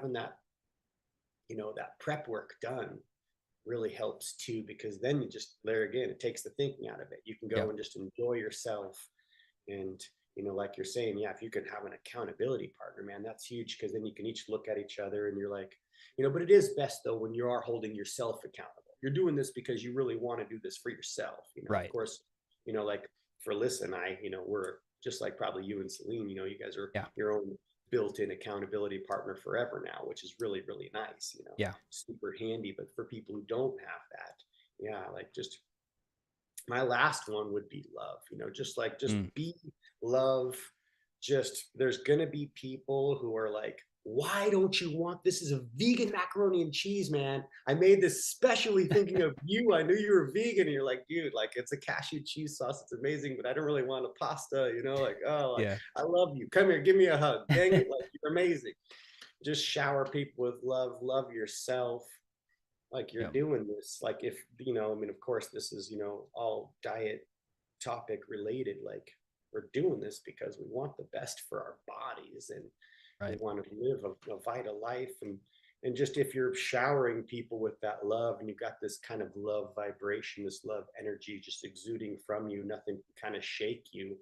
That right there is gonna not only help you yourself being there, but also the other individuals who may be tuning in and taking note, like, man, check out so and so, they're different. What's up? They're not getting drunk with us. They didn't bring the bottle of wine like they always did. Yeah. Yeah, definitely, man. And it's I mean, it's so worth it. It's so Yeah. worth it when we love ourselves and sleep properly, get hydrated, have our plan, and hold ourselves accountable. Make that shift. Be the example. Then you leave without the regret. You're not like drunk, needing a ride home, or peeing in the corner or whatever. Like, I don't know, people. Yeah, it's a interesting life living as a human being in this body. It's a full-time job. It really is, man. Like living in a body, there's all these things that go along with the body. And in a way, we're like, I mean, I don't want to diminish us. We're beautiful creatures in so many ways, but we're like absolutely gross and disgusting too. Yeah. And there's just only so many things that we can do that, you know, can really benefit us in the long run. Like, Hmm. not people, I know certain people that just naturally get obsessed about certain things and, Yep. really obsessive. And I don't necessarily like to operate from that perspective. I don't want to be, freaking out if I, I'm around people who aren't believing the same things or they're drinking alcohol or whatever it be, because I know with, family gatherings, relative gatherings, people sometimes just need to get drunk to even be around each other. Yes. But if we can, move from that other perspective of just, enjoying the time, like nothing is permanent. Everything is constantly in flux, and these moments are fleeting, right? Like we just have to love all the stuff that goes along with it, and love ourselves for being the different one. If we're the different one, hopefully people are able to, be around more people who aren't that extreme, because really, the majority of the population would look into the way that, we eat and view food as extreme. Hmm. And, that's kind of a sad situation right there, because it's not really extreme. What we're seeing out there, when I look out the window, like, geez, that's extreme. Yeah. Yeah. Yeah. Yeah. I know. It's fun. Yeah. Like I've heard you say in the past, it's like we're living in an upside down world or topsy turvy world or something like that. Everything's inverted, right? Everything's inverted, man. Yeah. Everything is inverted. It is so interesting how that is. But, when you dive down these different rabbit holes and you hear some certain stories, you're like, oh, it makes sense why it is this way. Yeah. Yeah. It makes sense because of, like, I mean, are we even like, are we the hybrids? Like, I mean, Right. it's interesting because, yeah, it's stuff is so, it's just, it's not set up for us to be these thriving, healthy, happy people. Yeah. Like it's really, like it's an interesting, it's a hard place. It's a hard school of knocks, right? Like it's a Yeah. hard school, man. It is really tricky. And Hmm. it's no wonder that the average individual, wants to stay drunk, wants to Right. just drink a box of wine. Let's get another six pack, or do, like, I have to have 3 shots of liquor before I can even let myself be, you know, naturally fun or whatever. Yeah. It's an interesting, I used to be interesting. that way. I used to be that way. Yeah, I never was really into drinking, man. I liked smoking herb. Like smoking Okay. herb was always my drug of choice. I never really liked drinking, but I also had, I was with my high school sweetheart, and she was the lush, and she would Mm. get so trashed. Mm. And I wanted to make sure we would get home safe, and I would try to, like, keep an eye on her and Yeah. that kind of thing. So I always felt like a little bit more, responsible in a Mm. way but I mean, there was definitely times where, I mean, I have gotten absolutely plastered, I don't think I've ever once though been blackout drunk. Oh wow. Um, and I did say earlier, like some of my fondest memories, and I was thinking about that. I'm like, I don't necessarily know if they were my fondest memories. I just remember having a lot of fun, Yeah. because some of my fondest memories, of course, would be like my kids being born, Right. like their Yeah. first Christmas and these sorts of things. Those are way better memories than like, oh Yeah. man, one of the best times of my life has been drunk. No, it's not. Those were fun times though. Yes. So maybe I'll like take that one and, spin it a different way. I Yeah. think I think most people knew what you meant there. Yeah. And it's funny you mentioned peeing in a corner. I don't know if you ever did that, but I had a buddy one time who I was living at, I was living at somebody else's house, and he was out of town, and I had some people over, and my one of my close friends just he does some ridiculous things when he gets drunk, and yeah, he peed in the corner of in the basement, and I got woken up, and the guys were standing over me, and they're like, Matt, this guy, I won't say his name, but he peed in the Yeah. corner. Oh my And I gosh. was like, oh my Yeah. god, yeah, it Yeah. wasn't good, I mean, but I do, I mean, this is TMI for people, but just so people can get a little bit more insight of me, I love peeing like whenever I need to pee. But I like to be respectful of things, but uh I definitely am a person that, is not scared to pee in places that probably I shouldn't pee. Uh, but when you gotta go, you gotta go. Like I'll it's stop true. on the side of the road, kind of thing. Open up both doors, so you're standing in between the doors, like your own little pee Oh stall. yeah, right. But I definitely don't like peeing, of course, like in public, just on buildings and that kind of thing. But Yeah, I'm not scared to pee when I need to pee. Some people really like to hold it; they want to go to a bathroom, and I really right. prefer being outside. I mean, Yeah. I can't. But yeah, I mean, it's interesting how we get when we're drunk. People Mm-hmm. are, yeah. I think the drunkest I ever got was on these things called Irish car bombs. Mm. Um, Definitely a drink that I don't recommend anybody drinking, but Yeah. it's like, Guinness beer, and you drop in like, a shot of like half whiskey, Irish whiskey, and half like Bailey's cream. It tastes like coffee, Okay. but dangerous, man. Oh Oof. my gosh, just so dangerous. And then of course, as we dig into like what alcohol does to us, it's like Right. it's no wonder that it's like cheaper than water on Yeah. every street corner. Yeah. Yeah. Did you ever see that old school movie called Boys in the Hood? No. Mm-mm. Oh my gosh, dude, write that down. You've Okay. never seen Boys in the Hood? Nope. So Boys in the Hood, it's Cuba Gooding Jr. Okay. and Lawrence Fishburne is Cuba's dad, and then Ice T or Ice Cube, Yep. Ice Cube, yeah, not Ice T, Ice Cube. Um, Heartbreaking movie, man, like Really. really heartbreaking movie. Yeah. Um, just like it takes place in like East LA, and but Lawrence Fishburne talked. He has there's a bit in there where he like gathers people around talking about how because it's like brothers killing brothers. You know what I mean? Like there's people got guns, and there's Mm. liquor everywhere, cheap. Like it would.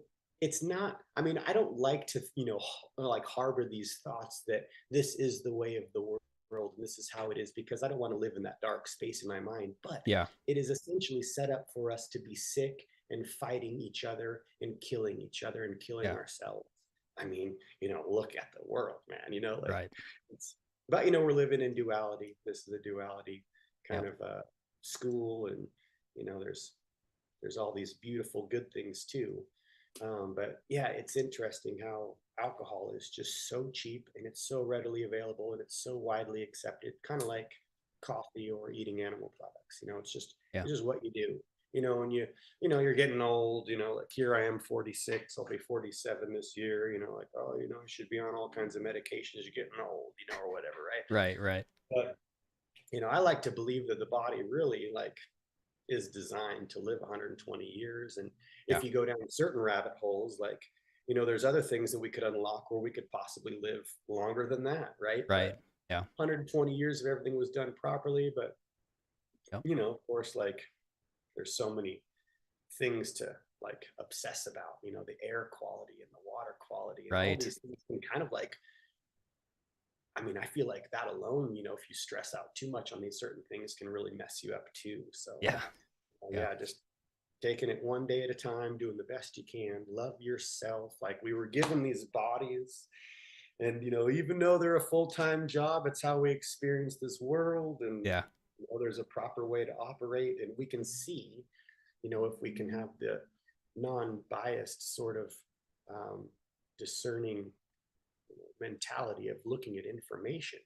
The information just makes so it's crystal clear how it works. Like that's where raw vegan makes the most sense to Yeah. me Yeah. personally. It's like, we don't need to, we could, like, how we're farming animals and cutting down the forest to farm these animals, and all the grain that we're growing to feed them, and it's causing all these problems within ourselves. Where if we just ate the melon seeded, which we don't freak out whether it's seeded or not seeded, Yeah. but you eat some seeds and you poop the seeds out. You're growing more. Right as you're walking, there's more melons growing behind you. Yeah, exactly. It's cleaning the air, it's cleaning the soil, it's giving more food. It just is so. It's like the symbiosis of it just makes perfect sense. We don't have to kill anything. Like, how awesome would it be if we could go take a hike and like a mountain goat or even a mountain lion were to come like purring and rubbing up against you because you're a human. You are like, because we have this, we have something different about us. Yeah. Like the brain named itself, right? Like we contemplate our own existence. Not to say that we don't know if animals do, but Yeah. um, it's interesting how we are and how we've conducted ourselves and how we give a lot of our power away because we don't want to be the weirdo. We don't want to Right. be, someone who stands out from the crowd. Like there's studies that they've done where they gave people questions and the people knew the right answer, but everybody else answered wrong. Mm. And the person who knew the right answer in the study like answered wrong because they didn't want to stand out. Yep. Like it's kind of an interesting one how we have that mentality. But yeah, Yeah. whatever the case is, man, it's a wild world. And I know for me personally, like eating raw diet is just, it feels great. I've had some cooked meals, on the time that I've been raw, and it's not like I beat myself up. I didn't have any animal products or anything, but I mean, Right. I didn't Right. feel, like any worse necessarily. I just was like, this is kind of like, you know, it's not necessarily something that I would want to have on a daily basis compared to, how the raw food tastes, right? Sure. Like, went out to a restaurant, and of course, like we go to a restaurant, a friend took me out to a restaurant. I was like, come on, Nate, just like, this is like home cooked Southern style vegan. And it was just loaded with salt and oil, man. And I was Oh just like, yeah. like I can feel it. Like we don't have any oil. I can like taste the oil. It's so Uh-huh. interesting, like Yeah. it's not as appealing. So it's, yeah, I mean, not everybody's going to want to eat a raw diet and follow a raw diet, you know, Right. strictly say. Um, but to me, it just feels so good Mm-hmm. and it just makes the most sense. But of course, I'm also very fortunate.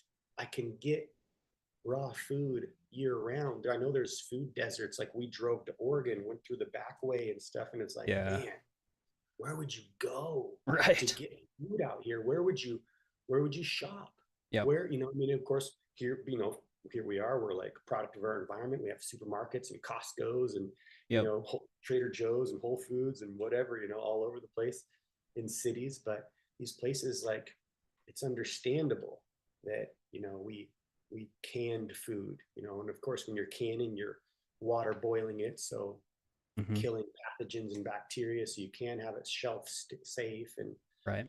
like, how do you preserve your harvest? And then maybe eggs from the chickens, and you have your, you go hunt or whatever, Yep. right?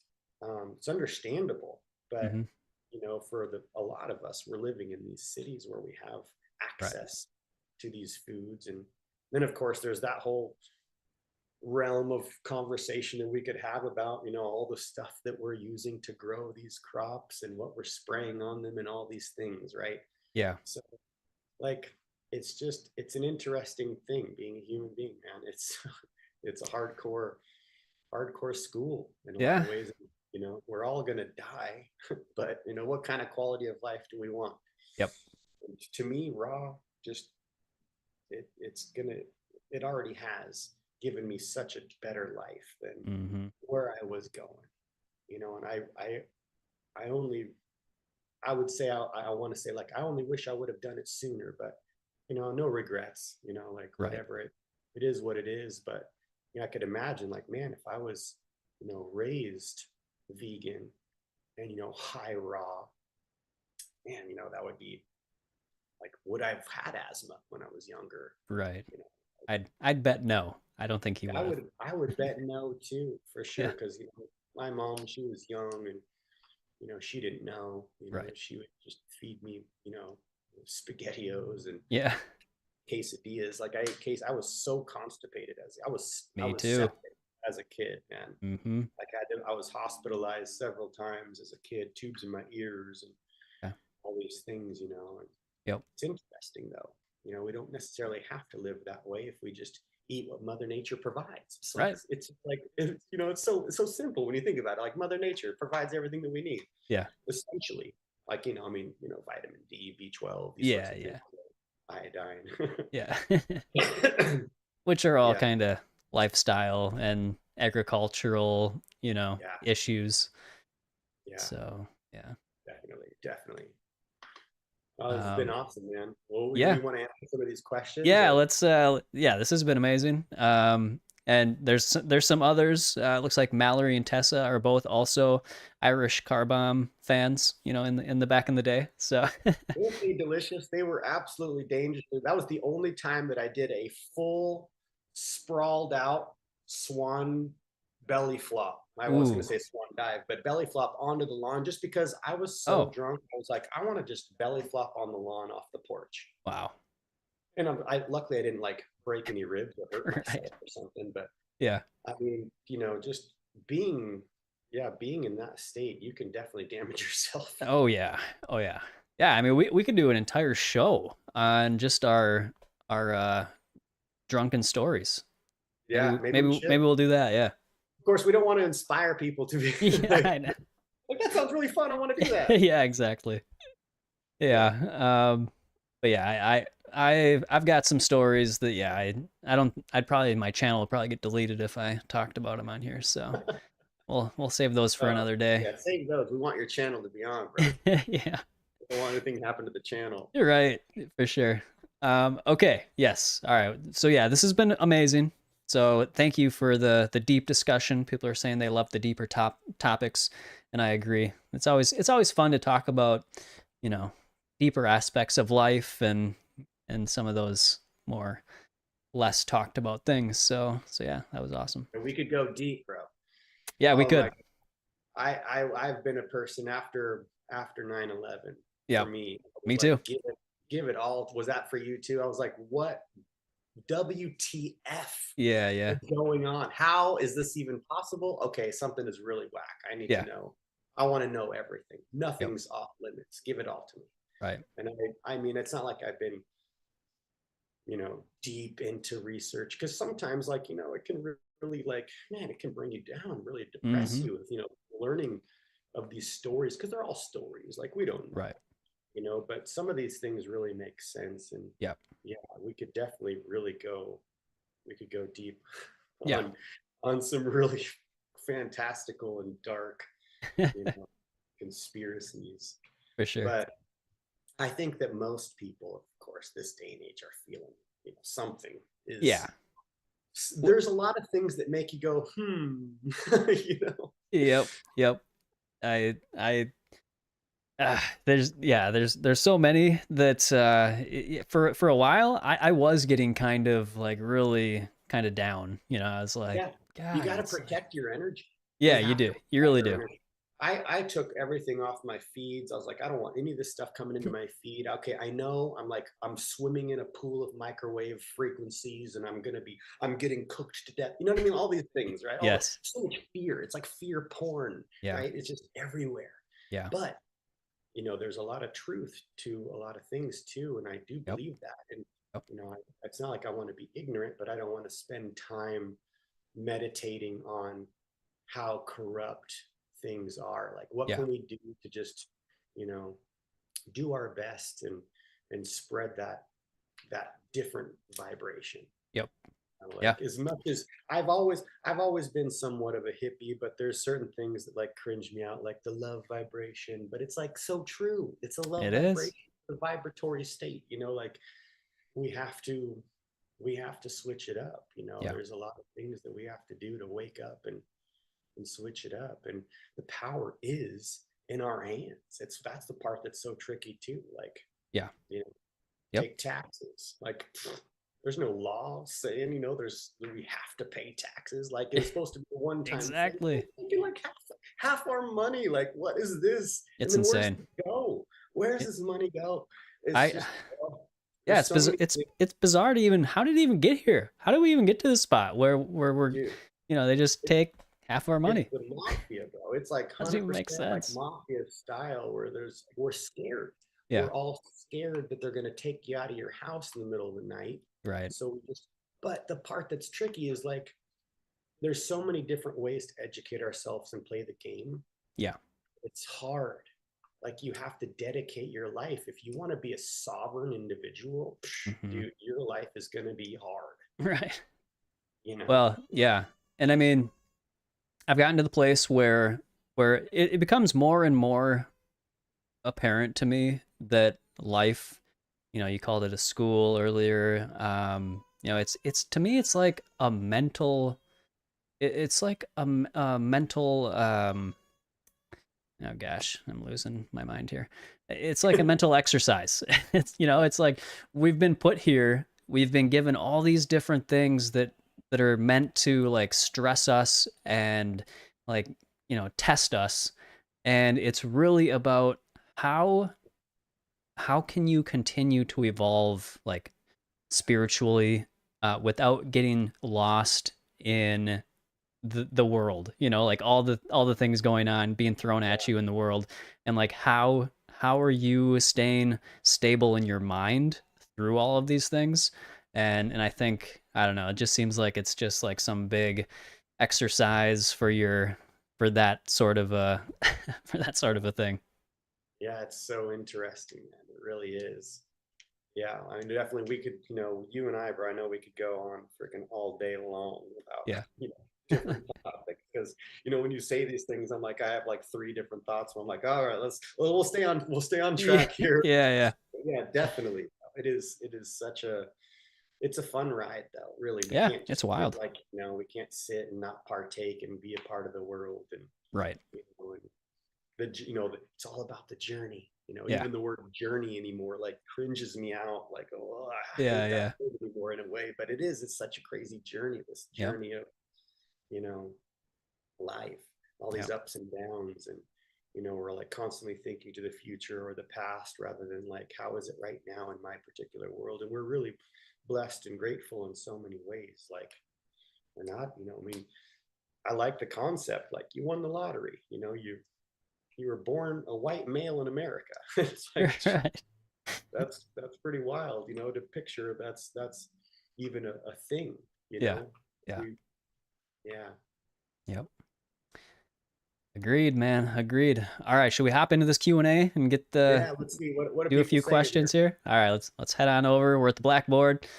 Let's take some questions here. And I know there was some earlier.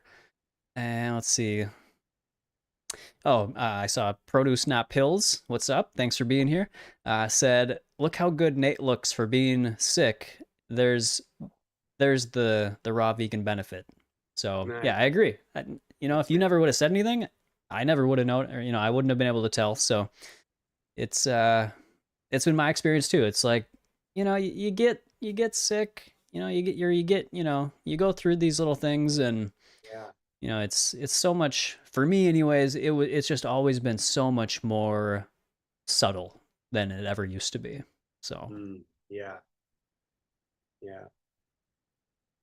let's see. Liz and I are like, man, we would be so effed if we, continued on the way that we were Yeah, before going raw. Like, because same. I would get sick like almost every turn of the season. I would have like this kind of a, head cold and fever. Me too. Like, just immunity was, but of course microbiome. When we test, Yep. even the microbiome word kind of cringes me out too, because but I love it too at the same time. It's like, man, it is so amazing how, when we change those Yeah. bacteria, Yeah. how much, stronger we can be. They benefit us in so many ways. Hmm. Yeah, it's funny. Like, I'm kind of the same way. It's like when I find something is interesting that I like, but then when I see like it's just being talked about everywhere, like everywhere it's being talked about and it's being promoted, then I kind of like lose. I'm like, I don't feel like looking into it anymore. I don't feel Yeah, like talking about it anymore. right. I know it's interesting. It's like, yeah, it's not like you want to be, different necessarily. Like, oh, Right. I mean, these the microbiome studies and stuff. It's fascinating. I mean, Yeah, it is. hopefully we'll be. I mean, I have always thought like, how cool would it be if like our toilet could Oh, give you a feedback, ah, of that's cool. what Yeah. what you're lacking in, what you have too much of, these Yep. kinds of things. We could learn so much just from, our daily BMs, like Right. if our toilet could talk to us or whatever, do the studies. Uh, There were definitely it's the technology will definitely switch up, and people are trying to biohack every single aspect of human life, but right. really like Mother Nature, though, when we get back to it, Yeah. fresh air, clean water, good sleep, love, community, movement, and then, Yep. of course, delicious, fresh fruits and vegetables, Right. nuts, seeds, legumes, these sorts of things. If you eat legumes, Yep. yeah. Totally. So yeah, it's I don't think the questions are going to pop up on the Blackboard today because I don't know how to update that setting because we were switched over to the Twitch stream Oh, and gotcha. now I went back to the YouTube since it wasn't working. So I I see. don't know. But I'm going back. Um Tessa said, "What would your response be if someone takes offense because you choose not to eat their food?" Mm. What would my response be if someone took offense? You know, I mean, if it's someone that you care about, you might handle it a little differently, than someone you really don't, care what they think, Yeah. Because I don't know, I like to be kind of a smart ass, but um, I mean, I feel like in the past, I praise the person for taking the time to think of me and try to give them props. Um, and there actually have been times for me personally I would just have a bite. Like there's been a couple times I'm like, I'll have a bite, Hmm. but I don't necessarily want to eat the whole piece of cake or the mac and cheese or whatever. Um, so I don't know. I guess it would really depend on the scenario and the person who was actually like offering me something because I don't want to, you know, just brush it off and be like, I don't eat that anymore. Hmm. I'm not gonna. But I mean, of course, that animal products, like I'm vegan, Yep. but um, if they took offense though, then that's really like it's not my fault or problem necessarily if they're offended, Yeah. you know. Um, so yeah, I don't know necessarily. I mean, I would just try to like pour love into them. Just like praise them. Thank you so much for bringing this, and I understand that you took time out of your life to think of me and bring this dish like with me in mind that I was but I'm raw. Don't you know that? Like, why didn't you make me something raw, man? No.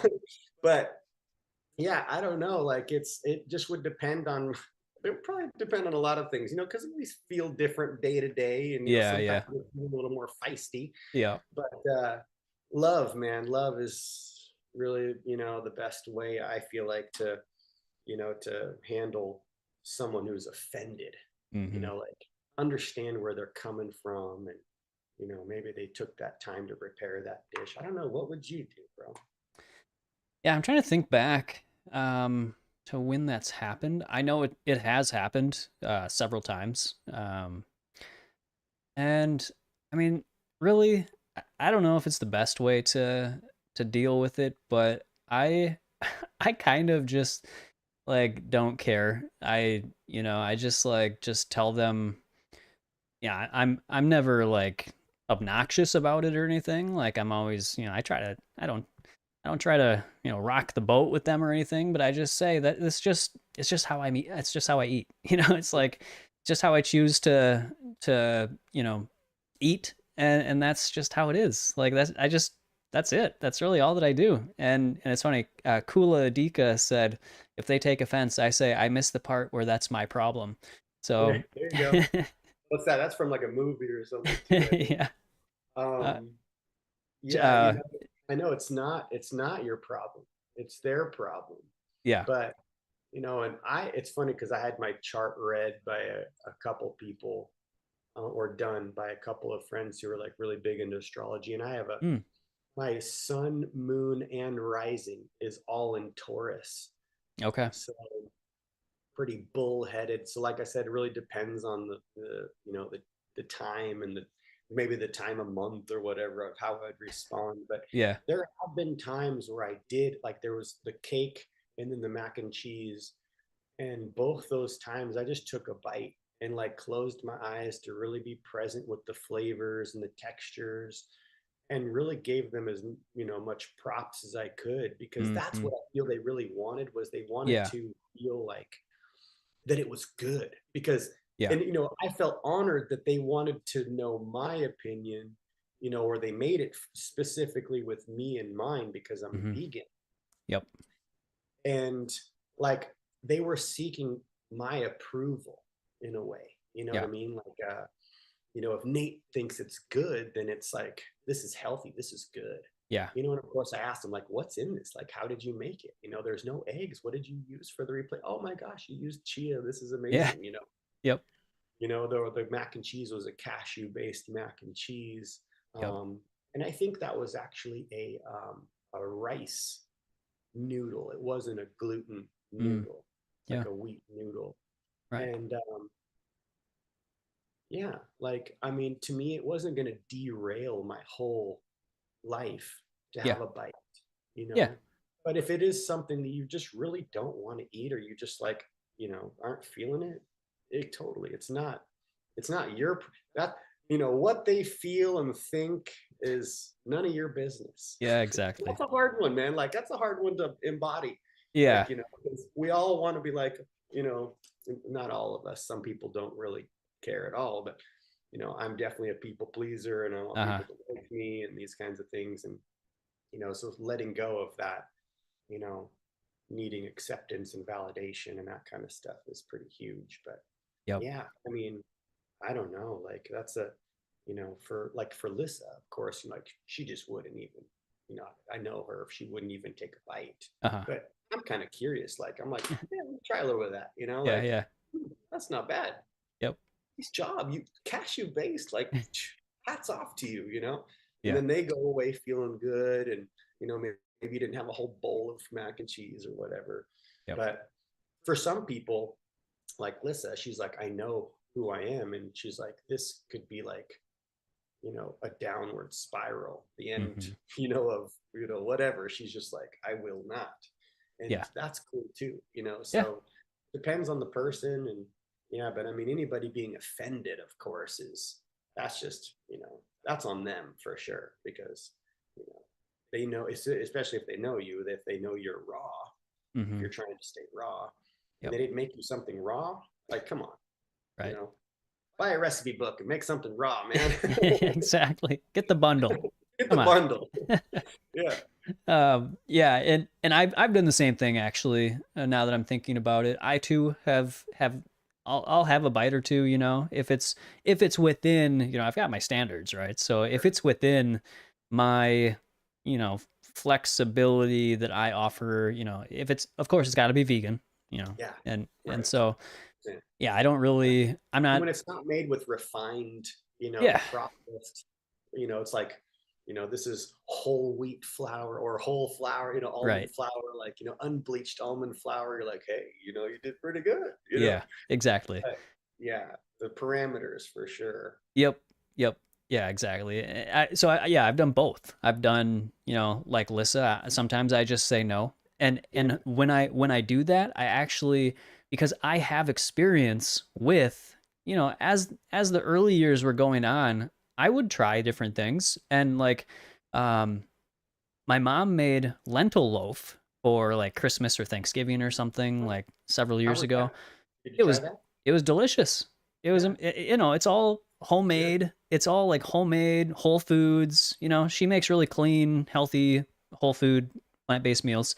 And so I had some and it was delicious, but then the next day, oh man, I felt awful because I wasn't digesting well because I hadn't eaten lentils Right, for, a long time.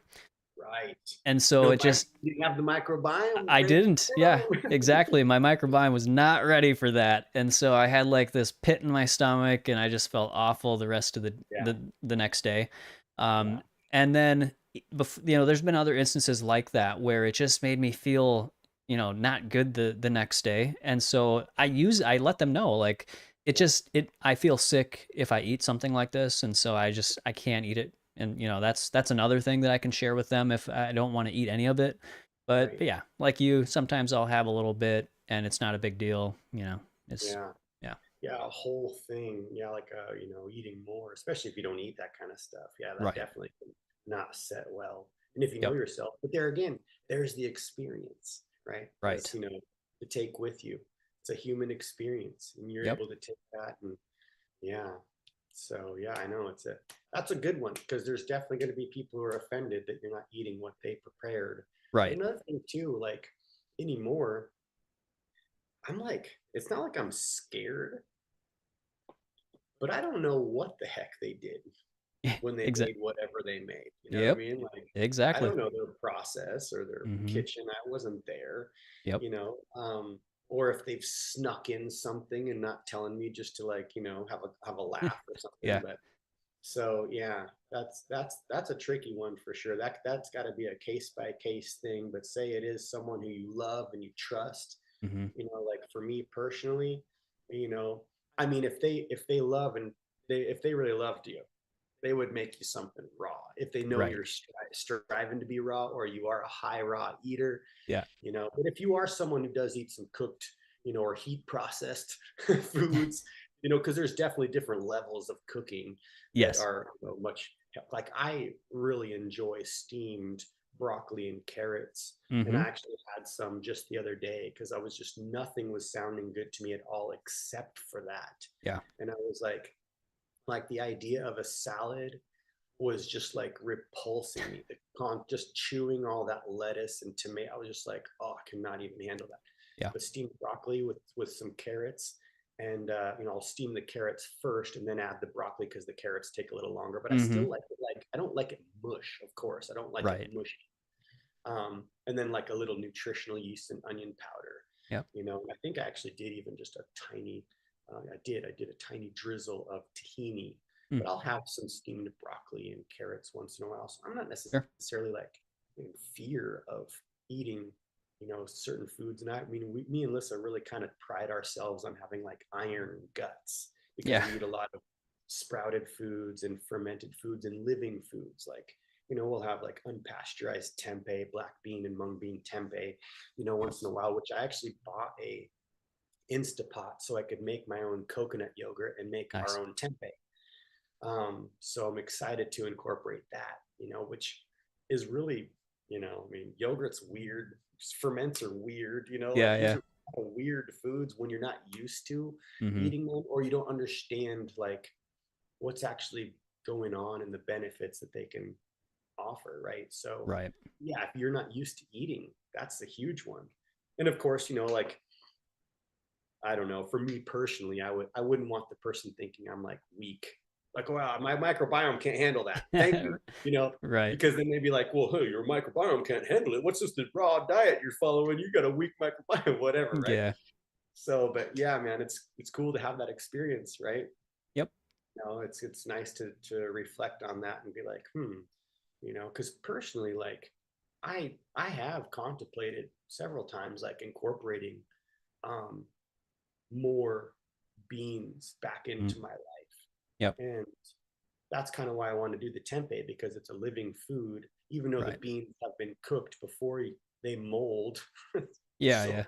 so gross. But I mean, when I research, it's like, this could be a beneficial food, but I really miss starchy foods Yeah. sometimes, but I also know that beans are something that I feel like I would, you know, incorporate. And I might, in the future, like incorporate some cooked beans, like in a salad, like I've had black beans in a salad at like a restaurant. Mm-hmm. Lisa was like, no, take the beans off. And I'm like, I'll take the beans. And man, I felt like so satiated, like Mm-hmm. full, like I couldn't eat dinner. I was so full Yeah, from beans are filling. yeah, but I don't necessarily know if I would go with like, um, I can't remember what else I was going to say other, something else cooked or potatoes. Okay. Potatoes. Like I have potatoes, instant potatoes in some of my backpacking meals Mm. mixed with, freeze dried foods and stuff that we make Yep. just to have something kind of like stick to your rib hearty. Yeah. Um, but potatoes are a weird one because without the oil and the salt, they're really just not that appealing. Just the thought of it. I have thought though, like, a nice, russet potato with like a raw Caesar dressing or something probably Yeah. could be pretty dang tasty. But I am a little apprehensive because I haven't eaten potatoes in so long. It would probably do that stone, rock in the gut kind of thing to me if I did go to town and have like a Potentially. whole potato. Yeah, it's So possible. yeah, it's interesting, but I don't, I don't want to be scared, of Yeah. course, of having, certain foods, but there Right. are certain foods where you're just like, I don't know, like without, a potato, like if you really, picture a potato without butter and salt or some oil drizzled on it and salt, like it's really not that appealing. Yeah. Beans you can dress up different ways. You could put them in, your wraps or tacos or whatever, Sure. but yeah, those are things that I know it's a tricky one, Yeah. you know. Hey, I know what you're talking about, man. I've actually worked all of these things back into my diet a little bit here and there. So like I will have with my dinner salad, I'll have some potatoes, right? Not rice. Not that I'm afraid of rice or anything. I really just don't. I'm just not drawn to rice. Yeah, Maybe wild rice. I like wild rice, but wild rice is good. Yeah, yeah. And I know everybody seems to love rice. I don't know what it is. I'm not really. I don't find it yeah. I mean, appealing. like rice and lentils, man. Like just when I was feeling funky the other day too, I was just like, man, like rice and lentils sound really good. Mm, Like I needed nourishment. I felt like, but yeah. nothing sounded good, so I was just like naturally fasting because I just couldn't even stomach the idea of food. And that's really like, the best time to fast when you can't even like think of Right. like it makes you want to throw up just thinking of it. Yeah. But I know there's Dr. Will Bolsowitz, he's Mm, got his book Fiber Fueled, and he's yep. also got another like a cookbook. And I've looked in there to find meals for my sons, and some of them look just downright absolutely delicious. Hmm. And I think something like that like is I mean I've always felt like in a way like a raw till four kind of thing is pretty awesome for a lot of people. Oh yeah. Like keep it whole food, plant-based, low to no oil, low Yep. to no salt. Yep. But that's the part that's really tricky is you've got so many amazing vegan creators, recipe Right. creators, Yep. but they use so much oil Yeah. in their recipes, and it's Yes. like, where are they missing something? Like did they not like get the pamphlet? Like Yeah. this is what I mean, like, but yeah, it's oil's an interesting one too because Hmm. it's really calorie dense. It likes facilitates the flavors and stuff differently. But I mean, we're consuming way too much oil, and there's a lot of you know uh, plant-based recipes that are just using way too much oil, I think.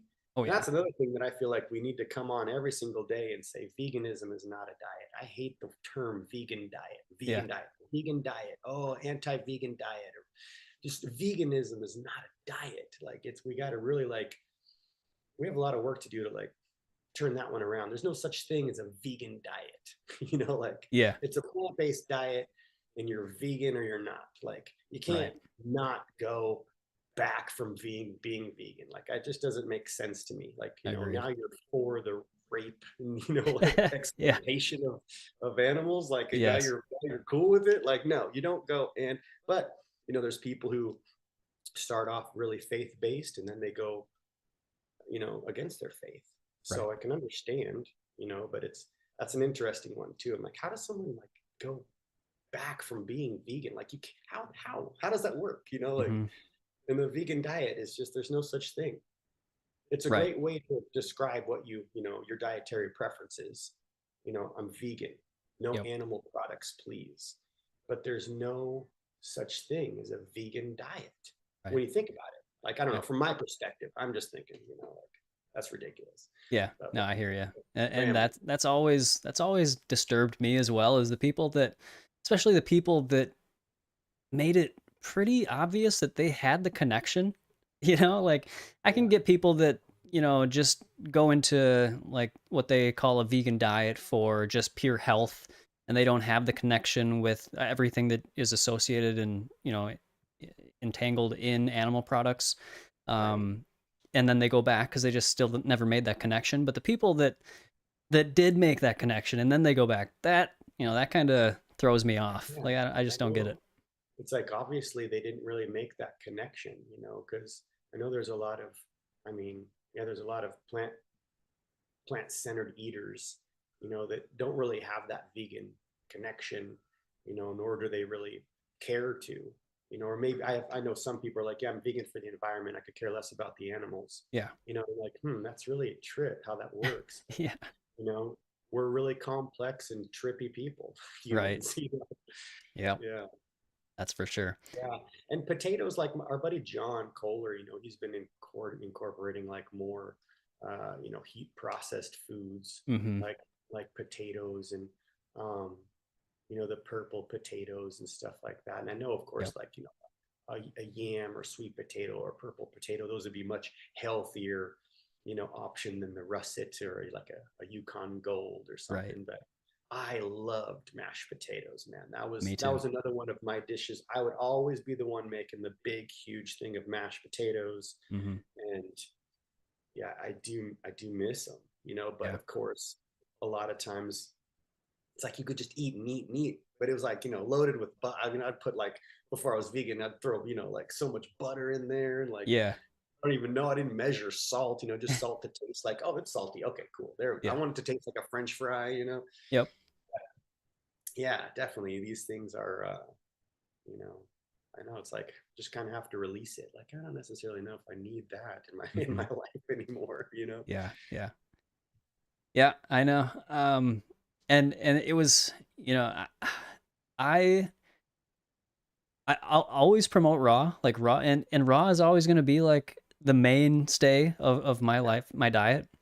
yeah, But it's just like, I, personally, just looking at the long term people, um, of who have been raw and who have been whole food plant based.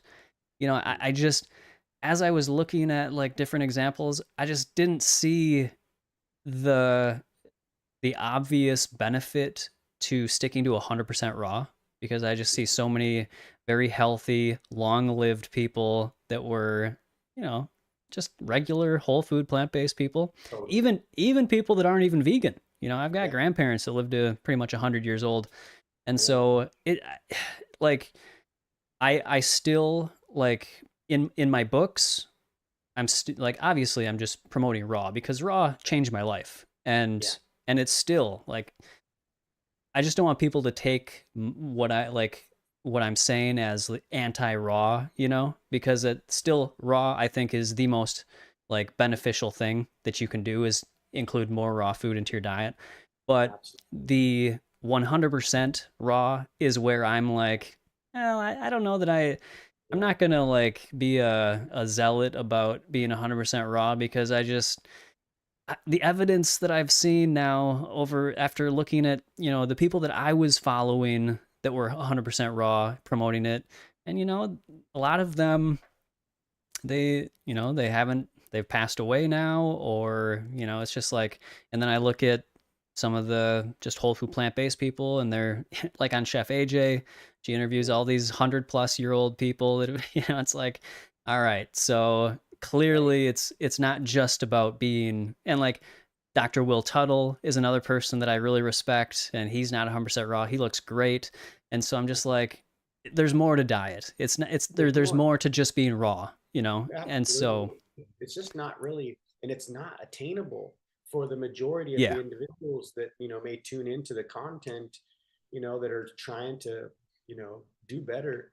It's just really, I don't think that anybody, I mean, rarely is there going to be someone who is 100% raw, right, like no, any, like cashews aren't raw. Maybe they don't eat any nuts, or certain seeds, even the way they may be processed, right. aren't technically raw, right? Yep. It's just so tricky to remain in that label of I'm 100% raw. And then as soon as you start to incorporate anything, it's funny how people, we are with people like, oh, they're not raw anymore, I saw them have chickpeas in their salad. It's like they're like eating, 90% of their calories are coming from raw food, and they had some Yes. chickpeas. Like, why are we passing judgment on people? Right. So yeah, I Agreed. mean, I'm right with you, man. Like, um, and I mean, I've had these discussions with Lissa, because I would notice her energy shift a little bit, like when I had the beans in the salad that one night, and I was like, Mm. babe, I really don't want to have this like energy come from you, like, if that I'm, going back or something, right? Like, I'm not going to go back, but Yeah. Yeah. I feel like there's I do feel that high raw is like absolutely the way that we should be operating from, but 100%, I just don't feel that it's attainable, for one, or even necessary, because of like what you're saying. There's people who are very, very healthy, who eat a very you know uh, balanced whole food diet, right? Yeah. And maybe Yep. even they have little bits of animal products in there, like some fish, or maybe they have some elk meat, or Yeah. whatever, or maybe they have a Beyond Burger once in a while. I've had a Beyond Burger before. Mm. Have you ever had one of those? Uh, I've Don't, had, don't do it. It's so good, dude. It's dude. No, I've had, what is the maybe it is the Beyond. It wasn't the Impossible. Is that those were okay. like the only two back I think several so. years ago, right? So Yeah. it must have been a Beyond. I did try one, yeah. Yeah, my kid, like, he had the Beyond Burgers, and we were at a barbecue, and I was like, all right, I want to have one of these, because Yeah. he keeps hearing about them. Yeah. And it was crazy delicious. Yeah. Like, I was like, this is dangerous. And I could Yep. see how there'd be all this consensus of this isn't real food, and these are science projects, because 100% that's a science project food, man. Yeah. Yeah. I mean, what a great option for people who don't want to eat, the cow anymore. And but they Right. still want a burger. Like, I mean, these things were incredible. Yep. But I know food is like so enjoyable in so many ways. And I know there's people who fight with like different food addictions, right? And that's kind of an interesting topic. I don't really spend much time talking about food addictions and these Mm-hmm. sorts of things, because I don't know, like, I kind of struggle with that term in a way, because food is a necessity, like, Right. we have to have food. So like, how could we be addicted to food? What we're addicted to is we're addicted to the dopamine response through the additives and the different flavors that are put in certain foods: Yeah. salt, oil, sugar, and then of course the different chemicals. These sorts of things, like, I mean, we both know, bro, like, some chips or whatever, like say a pretzel's not that addictive. Like a Dorito, Right. that's something else. There's Oh something going man. on there within the I brain, like, you can't Yeah. stop eating stuff, right? Yeah. Doritos and So, Cheetos were they had me. oh my gosh. So I can understand, there's definitely like processed, highly processed junk food addictions. But the term food addiction, to me, that's another one that like kind of rubs my feathers, the wrong way, Yeah. because we need food, right? It's all of these other things, the salt, oil, sugar, and all these chemicals in these highly palatable, highly processed and refined foods. Those are definitely made to be addictive. Yeah. Like they're designed to keep you just like thirsting for more, can't stop, because it's all about making profit, Yeah. off of just total crap, like highly processed and refined crap. Yep. So, but food, like, I don't think there's such thing as a food addiction, because we have to eat. Yeah. So I know that's a controversial, just like any of these topics, these are all controversial topics, can rub people the wrong way. Right. Right. No, Yeah. I'm on the same page. Yeah, I agree. Yeah, processed food addiction. Yeah, I think certainly that's possible, and I Lay's think potato chip, right? I yeah, bet you can't eat just one. yeah, Like they're betting you can't eat just one. Like yeah, talk about, like, I mean, they've got you hooked, man. yeah, Like, yeah, yeah, and all the candies and sugars and different things, all the packaging, like at eye level for the little kids. I mean, it's really a jacked up situation in a way, for oh sure. yeah, yeah. But It's awful. yeah, I mean, it's not like we're addicted to eating beans and rice. Right. That's Yeah. just like, I gotta get some more beans and rice, man. Yeah. Like. Yeah, for sure. But when they have, like, these drive-throughs that we see, these Chick-fil-A drive-throughs and In-N-Out Burger drive-throughs. I used to love In-N-Out Burger, man. But it is so crazy to see how easy it is for people to access these sorts of foods, get it in your car, eat it in your car, kind of like a secret, you know, yeah, an addiction, like Yeah. gambling. Right? People don't know, like I know I have a friend who he's like, man, I struggle. He's like, I'll stop. He's like, I know I shouldn't be eating this stuff, but he can't not go Mhm. through the drive-through Yeah. before he gets home and has dinner. And it's Yeah. like, that is definitely an addiction. Like Right.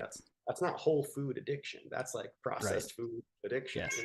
Yeah. So I Totally. mean, it's a fine line there in a way, but I don't know. Like when people say, like, get rid of your foods addictions forever. If you Yeah. Yeah. go raw or do a juice cleanse, like I don't know. Yep. Like it's so much more nuanced than that. Like it Yeah. goes deep. I agree. Yeah. Yep. Tessa wants to know what's your favorite podcast. Oh man, favorite podcast. Well, I really like Simon Hill's podcast. That's a good one. Yep. I really like Rich Roll's podcast. I don't listen to a lot of podcasts like on a daily.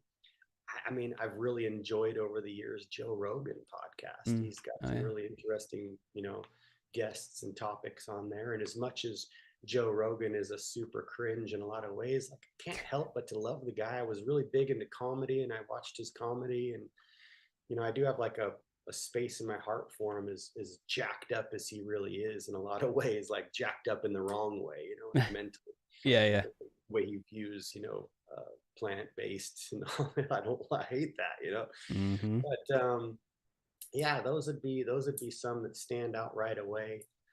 Like I said, I don't really like tap in and listen to podcasts very much anymore, but I do like stuff like that, like informational podcasts, having to do about diet, microbiome, agriculture, these sorts of things. Those are interesting topics to me, for sure. Yeah. More so than like sports or like exercise. It's more nutrition. I love nutritional, educational podcasts if I were to listen to them. Sure. Yeah. Cool, man. All right. Let's see.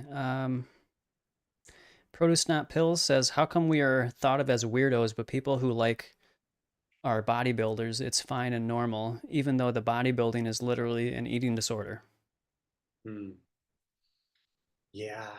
I know that's a tricky one, man. And I know it's interesting. Yeah, we're interesting individuals. And not that every bodybuilder has an eating disorder. I mean, from my personal perspective, I don't think, Mm-hmm. maybe they do have, certain aspects of, body dysmorphia, where they look at themselves and think they aren't big enough. And maybe they have trauma from when they were little and they were made fun of. And this is something to, like, combat that trauma within themselves, not being good enough or big enough or strong enough. Um, it is sad, though, that a lot of, people in that field, in that niche, the industry, the bodybuilding industry, are, you know, say damaging themselves. But hey, that's what they need to experience for their evolutionary journey, right? Right. So it's sad. A lot of people die all the time. people die from all kinds of things, but a lot of people in the bodybuilding world, are taking a lot of different supplements or, Yeah. um, of course, like the anabolic steroids and different hormone, things. This is all stemming from being surrounded in that particular group, and I mean, there's parts of me personally that admire certain individuals that do take themselves to like an extreme. Like I really love Tori Washington, Yeah. and Yep. he's got his show coming up pretty soon, and he's always competing, and I think he's doing a great service in a lot of ways for the vegan movement, showing like, look, you can still eat plants and get big. Of course, there are people who would argue that he's on steroids, and I don't know because I don't play that game and I don't Hmm. know much about that. But I don't necessarily, I mean, yeah, 100%. I guess I would agree 100%. It could be looked at as an eating disorder because they're so meticulous about what they're eating, the Hmm. gram amount, they're weighing everything. But when you're at like a, so to speak, elite level of competition, you're going to be, really meticulous about, like if you're a swimmer, like every single thing that you can to shave off, a millisecond is going to help. Yep. So I don't know. I mean, like it's interesting to see what people can do Hmm. and how they conduct themselves. But Yeah. it's sad though for sure when it's like a full disorder where you know I mean, definitely there are people who just they're never big enough. Someone who's anorexic is always looking in the mirror thinking they're fat or something. Right. Rather, it's a chemical imbalance within Hmm. their own mind. Yep. Yeah, it's a sad situation in a lot of ways when people do take it to the extreme. But Yep. of course, that's what we love to do as a human, to take things to an extreme, right? That's what we do. Yeah, it's true. All right, a couple more here. Carl says, "What does health mean to you? Anything to focus on more than other things? Thanks to you both." That's a good one. What does health mean to me? Health to me means not having to take any pharmaceuticals on, Yeah. for as long as I live, hopefully. Yeah. Not to say that there's certain drugs and things like that that are absolutely miraculous, 100%. Um, but health to me, gosh, that's a really simple question to answer. It should be, but it's like so complex too. Because I don't know, like I'm thinking, health to me is being able to put on my shoes and put on like my gear, whether it be like mountain biking gear, like snowboard gear or something, and going and like doing an activity like that and having a good time in my body and having my body work. And of course, that takes discipline and time to, and on the off days, to take care of the body so it will work rather than just being like, oh, we're going snowboarding this weekend, looking through the closet, where's my body, it's in here somewhere, it's all dusty, like shake it off and try to put it on and have it work for me.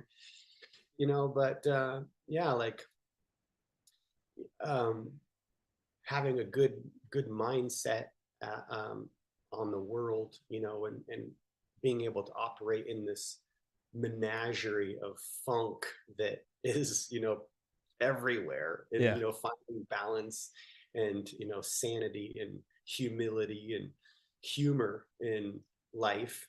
I Yeah. think that's a really big part of health.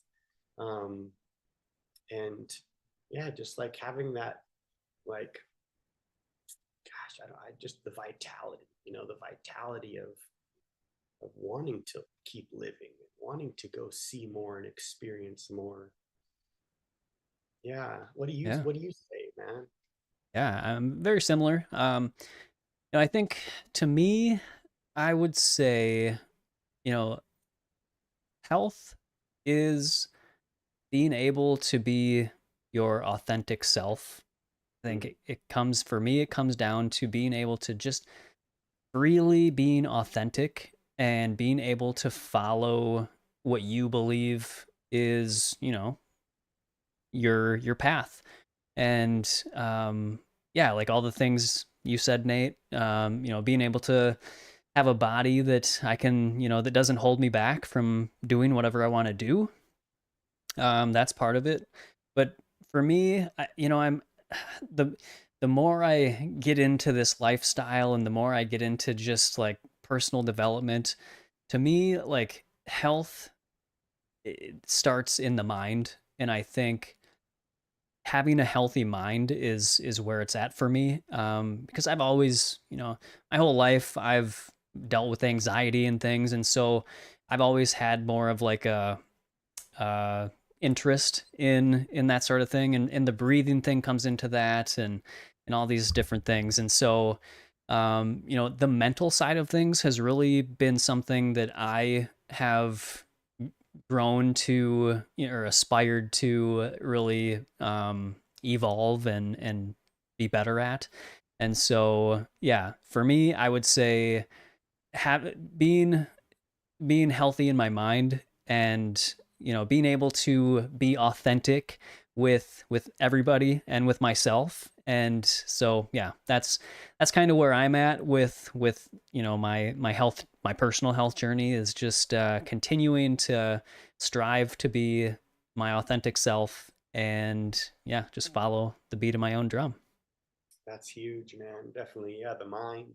I know, Yeah. and I was thinking too when you were talking about that too. Like, I know there's some people who don't have a body that necessarily operates optimally.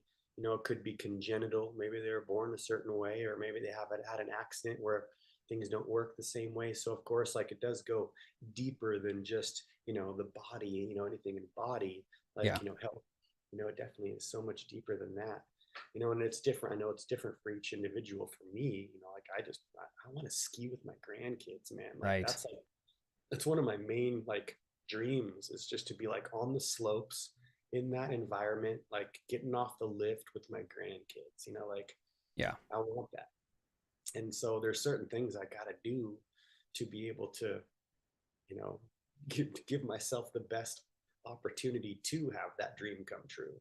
Yeah. And it's not eating French fries dipped in gravy, drinking alcohol, or, Yeah. like, yeah. So I know health that's an interesting one, because I know it's deep and different for everybody. But Yeah. man, I love what you say. It's the mind, man. When you have a healthy mind, Yeah. it's because man, it's interesting too. Like not that life isn't serious, but sometimes we take things just, for me personally, like man, I've been shown some things within my day, like don't take it so serious, Yeah. like Right. it's yeah. So we definitely, when laughter, man, there we Yes. go. What's the idea of health? Laughing more. Like we need to Yes. laugh more. So true. Yeah. Especially today. Yeah, definitely. Yeah. Definitely today. Oh my gosh. Yeah. Yeah. Um, Mallory May says, "What benefits do you feel men in particular would have from eating more raw?" Well, I mean, first off, what makes a man in a lot of ways is, I mean, of course, this is super nuanced, and there's so many different ways of thinking about things in this day and age, but Yeah. I think a nice erection, Mm, right? Good solid erection, which comes from good blood flow. there you go. So, I mean, I feel like men would benefit, like, and of course, that's like, maybe like you know, not as, I don't know. I mean, of course, there's other aspects, like you're opening your heart a bit more. You're getting in tune with other things, like you're getting in tune with nature, these kinds of things, these aspects. But like most men, if they have erectile dysfunction, they don't feel as good. Like I Right. haven't experienced that, but I've worked in the medical field, and I've talked to patients who, like that really plays a huge aspect. So Yeah. that would really benefit a lot of men, is just eating more plants, understanding though too that they're not going to turn into a woman, you know Right. because that's kind of the consensus, like, I don't want to, like, turn into a sissy lala if I eat Yeah. plants or whatever. Yeah. So I know it's and it's crazy this time period, because like, when I'm like trying to picture what to say. I'm like, man, there's so many different ways of like, like thinking, and all these people doing these crazy things to their bodies and Right. cutting parts off or getting parts added on. And like, whew, like, of course, then, another part of me is like, what other people think I say is none of my business. This is coming from me. Like, I think, a good freaking solid erection is like the pinnacle of like what a man really wants. A good, a man, you know what I mean? Someone who Yeah, wants to be a man. that's right. Yeah. The So old yeah, Woody. yeah, man. I mean, that's huge, and um, the guy that I met skiing, um, that basically like really clicked for me to go raw He didn't was have an 80. erection, did he? No, maybe we were skiing, we were on the ski lift, but I was like, how's the flagpole? And he's like, still Oh yeah. full mast. And I was like, dude, okay, I'm Nice. doing it, because I've got friends that are my age that are on medication for that, and of Sure. course, like I would try to describe to them, working in the heart center, like we work with patients who had just had open heart surgery. I'd try to break it down to them, like what's happening, like the male and female member, our genitals, the blood vessels going to the genitals are like the size of like a black, those black coffee stir stick straws. Yeah. So what's going to clog first? The one that's like a big smoothie or like a McDonald's straw going to the heart, the aorta, Yeah. or the one going to the genitals? And those are going to be the telltale signs that you've got, heart disease on its way. You've got Right. clogging of the arteries. So it just makes sense, to do what you can to keep your arteries flowing good. And that's what's so interesting with the concept of these, influencers and different doctors even talking about the anti-nutrients in plants and how they're trying to kill us. But when you look at the other scientific data, like actual, good studies, peer-reviewed studies, and all these different ways that they do these studies, the endothelial lining of our cell, walls in the arteries, like repair with more plants. So it's Yeah. like, these plants aren't doing bad things for us. So Right. yeah, I think that a male or female, we could all benefit from eating more plants. But I feel like if a man wants to be like a really good manly man, then a manly man's going to be like embodying the feminine aspects of um, what I say, like not appreciating, but I guess appreciating. I'm at loss for the word of what I'm trying to think of Yeah. that word. But because a lot of men are like afraid of their feminine side, right? But there's a Right. balance there. Like we got to be balanced there, Yep. and but also like when I think of like a manly man, like a warrior, like just killer physique up on the rock with a sword and a shield. He's got like the lamb in his arm, like protecting the animals, protecting the land, Yeah. like that's a man. Yeah.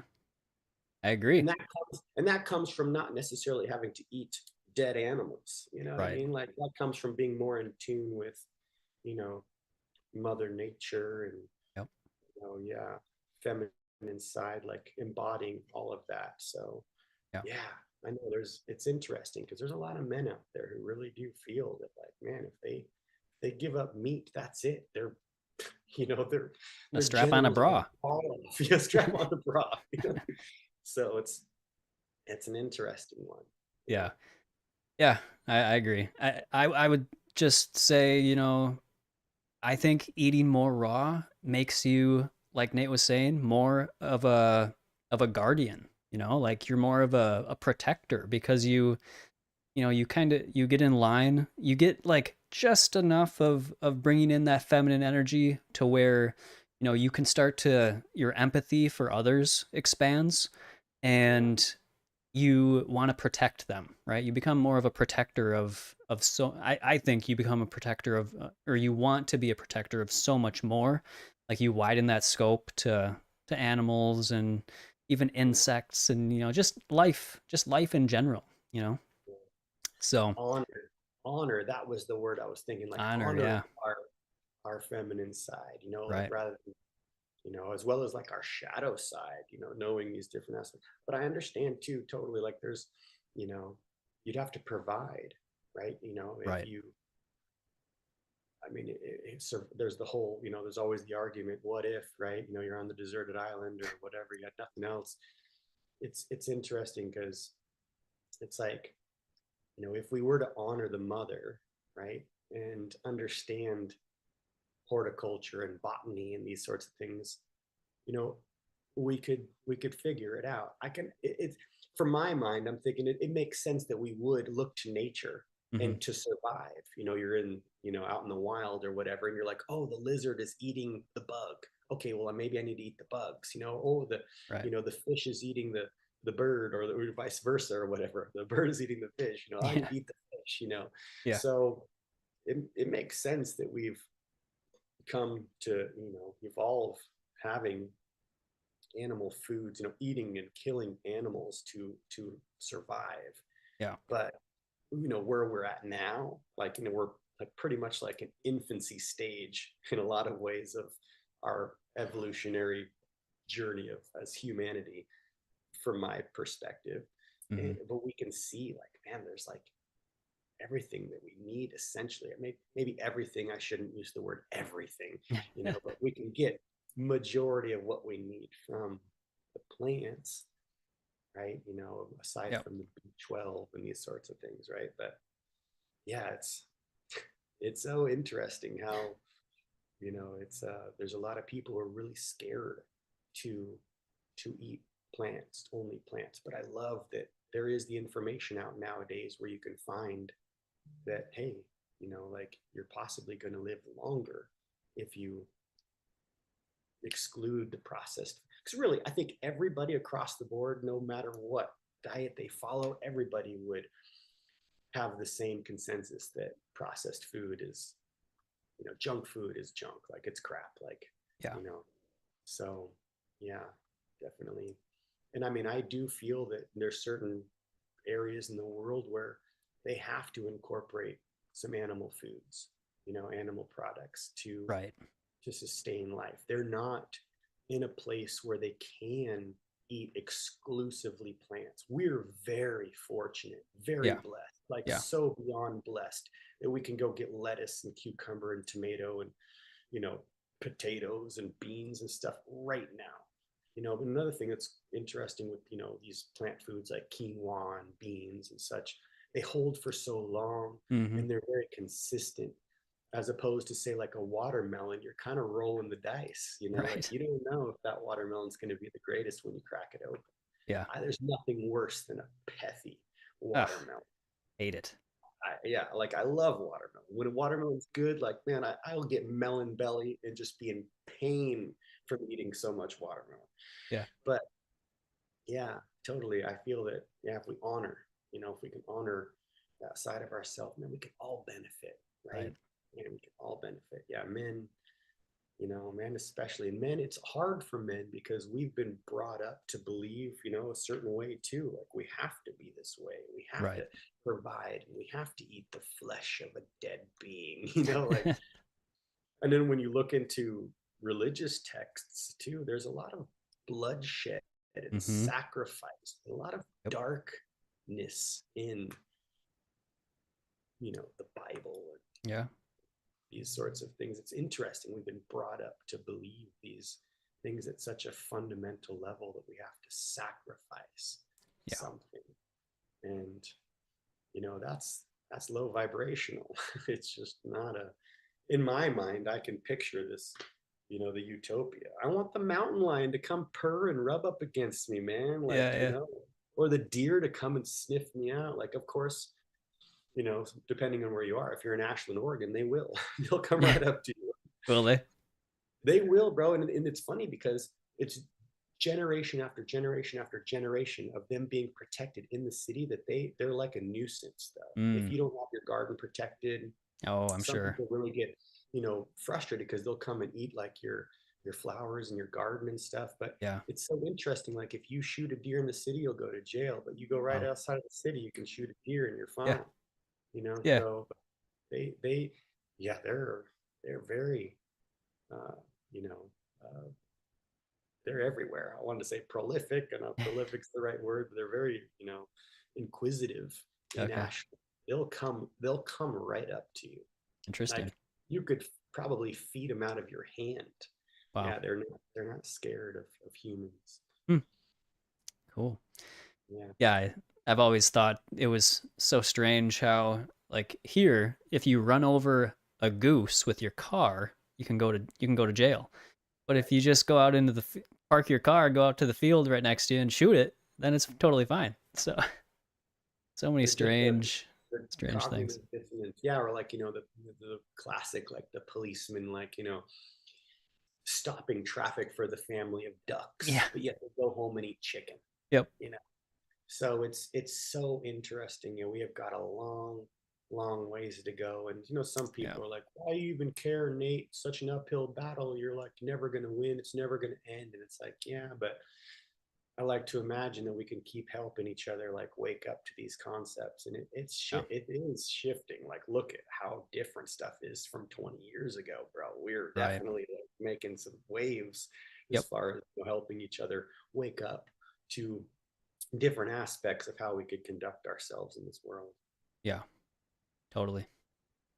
All right. Last question. Last question. We're coming up on almost 2 o'clock here, so it's time flies when Nate jumps on the channel. So Oh shoot! appreciate your time, Nate, and Yeah, all your wisdom. So there's actually quite a few questions in here. So thank you everybody for being here and asking your questions. But the last one I'm looking at right here is from Produce Not Pills, and I mean kind of ties in with what we've been talking about already. But I like Produce Not that. Pills says, I like "What that do you?" handle. It's good. Yeah, yeah, it's a great one. What do you think the meaning of life is? What do I think the meaning of life is? The meaning of life, man, that's a deep one, and we could go frickin' 2 hours on that alone. Yeah. It's to live life. The meaning of life is to live life. I guess to put it in the most simplest ways from my perspective, just off the cuff kind of thing is, just that, to live life, to love and spread love and to experience what it's like to be a human. And that comes with so many different things, but essentially, like, I guess, in a way, just living the life, right? Like, because that's a deep one. What is the meaning of life? Oh, You know, but yeah, I mean, I know we all contemplate this. What's the meaning of life? What's the purpose of it all? Where do we come from? Where are we going? Why are things the way they are? Yeah, the meaning of life. That's a good one. Yeah, I mean, I feel, yeah, I guess really if I were to just, like I said, put it in the simplest terms, is the meaning is just to be here and experience it. Because from my perspective, if you were to tap into the world within my mind, I like to envision the universe. That's like the big G, the creator, because there's all these, like, I have, you know, different views. And a lot of people, I'm sure, view the things a lot of the same ways too. But I feel that the creator of all creators, the creator of everything, there's no other way to call it but the hmm, force, you know, the force, the universe. yeah. It's not a he. To anything that is a he, to me, is not it.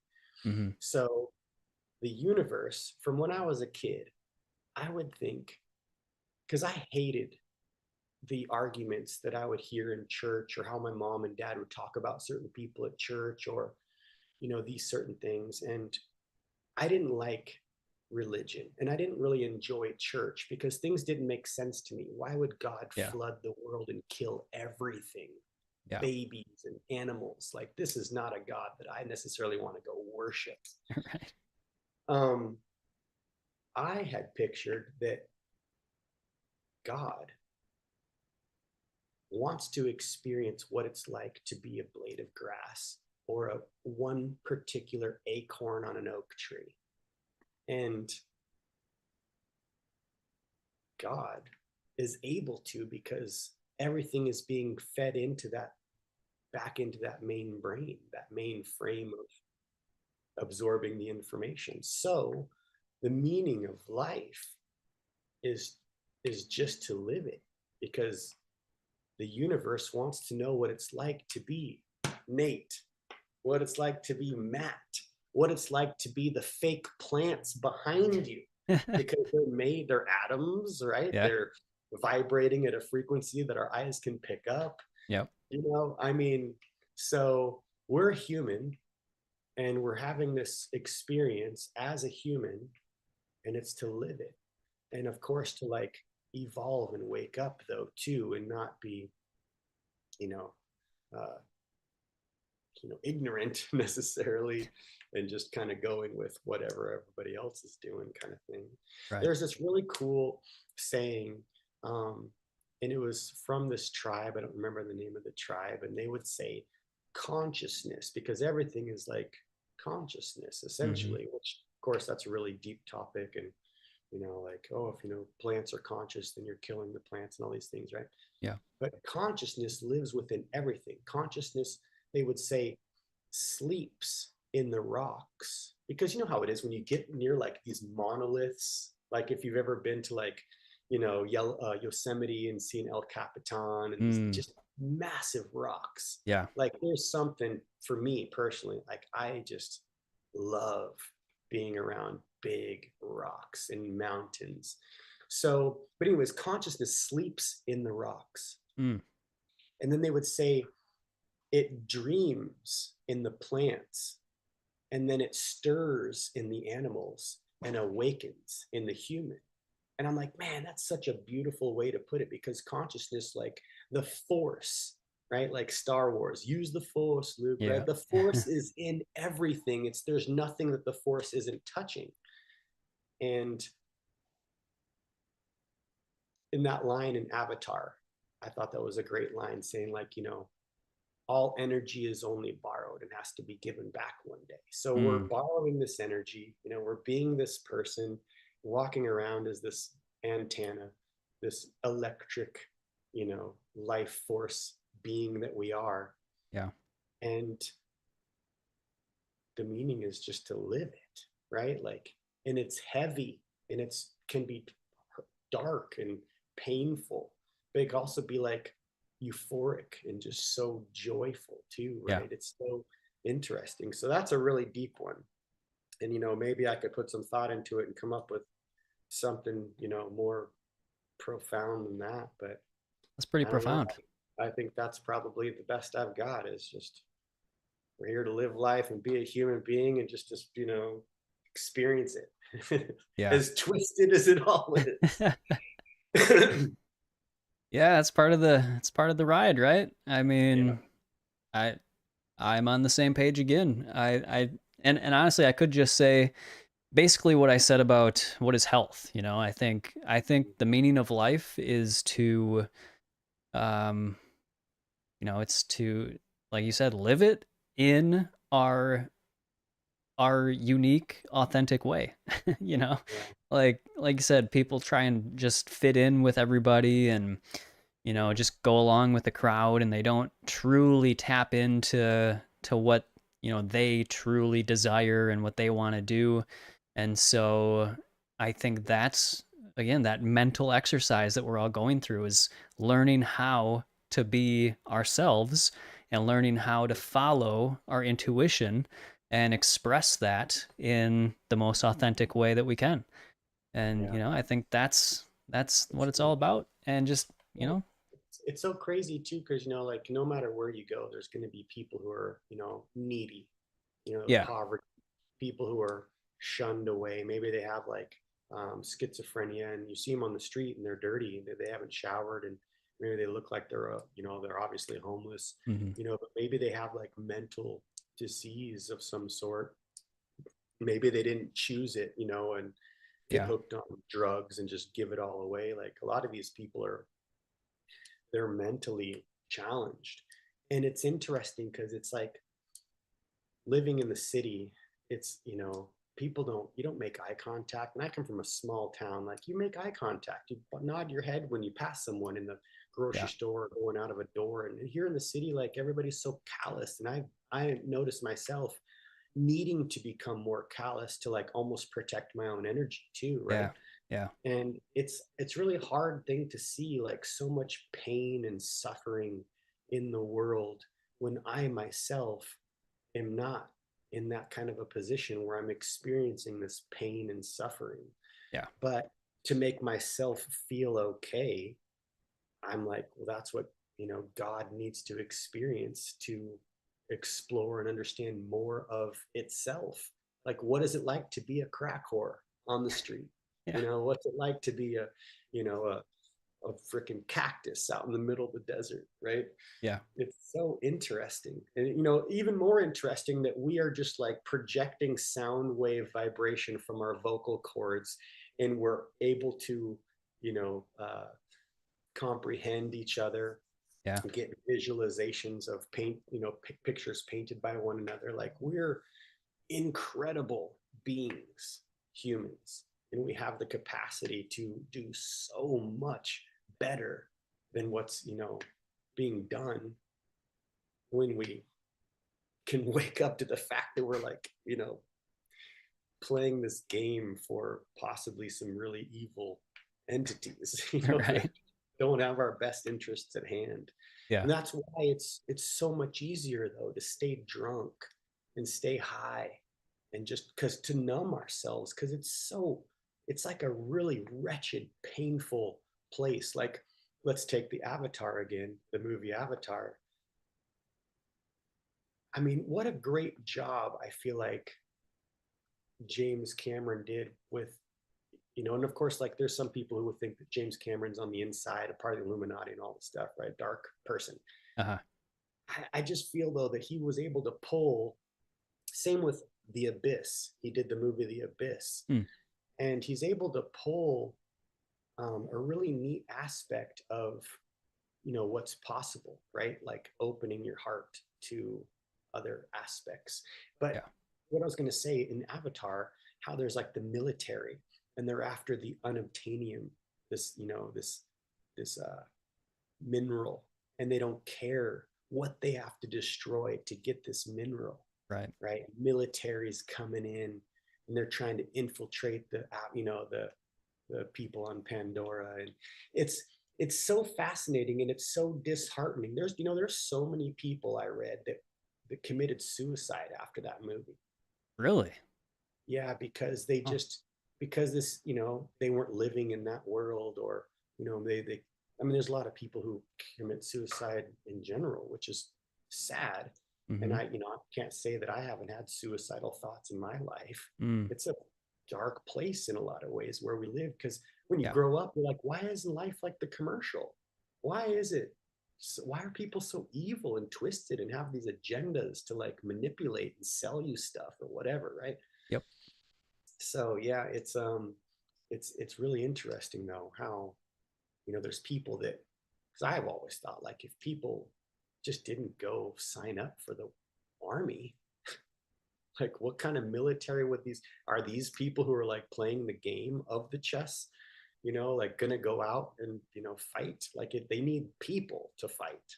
Yeah. And of course, like, look at us though, like we fight amongst each other even within the raw vegan community. Right. We're like fighting against each other, like, oh my gosh, you say this and you're eating that and you're processing this, or you know what I mean? Like, Yes. it's so crazy I know. how, just within our own, love and light raw vegan community, there's like Yeah. so much, like, it's interesting, man. It's an interesting world. Indeed. Yeah, Uh, yeah. Yeah. That's probably a good place to end it. Definitely something to think about. And honestly, again, we could go another like 4 hours on this topic alone. yeah, But yeah, yeah, we'll definitely need to get you back on absolutely. and do some Yeah, more man, I know. deep diving. You were wanting to get me on the first show. I apologize so bad for That's okay. dropping the ball there. So yeah, really glad that we were able to connect, and yeah, we'll do it again for sure. Yeah. And I really, appreciate the work that you're doing, putting this information out for people. And it's great too to have the audio, so people can just go shopping or whatever they're doing, grocery shopping, Right. and listen. And yeah, For sure. I appreciate that. All right, before we go, we're gonna give away the ebook and the kids book.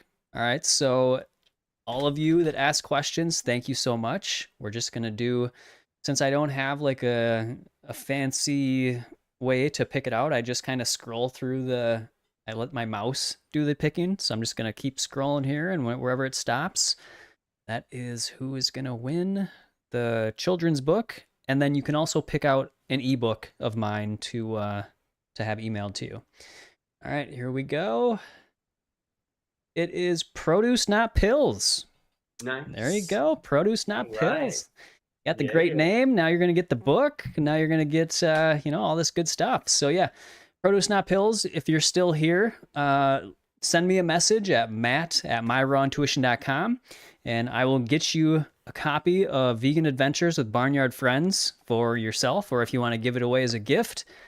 Yeah, there they are. Produce Not Pills. All right, perfect. You have a son. Yeah. I hope he enjoys it. Hope he enjoys it. And then if you want an ebook of mine, either Salad Revolution or 21 Day Raw Transformation Program, you just let me know and I'll send that over to you. So appreciate everybody being here. Nate, you're the best. Love having you on and hope to get you on again soon. But yeah, thank you again, everybody. Next week, I'm actually not even sure who we've got on, but I'll update you later in the week with who that's going to be. Same time, same place, next Sunday, 11 o'clock a.m. Central Time. And yeah, all right, everybody, always follow your raw intuition. I love it.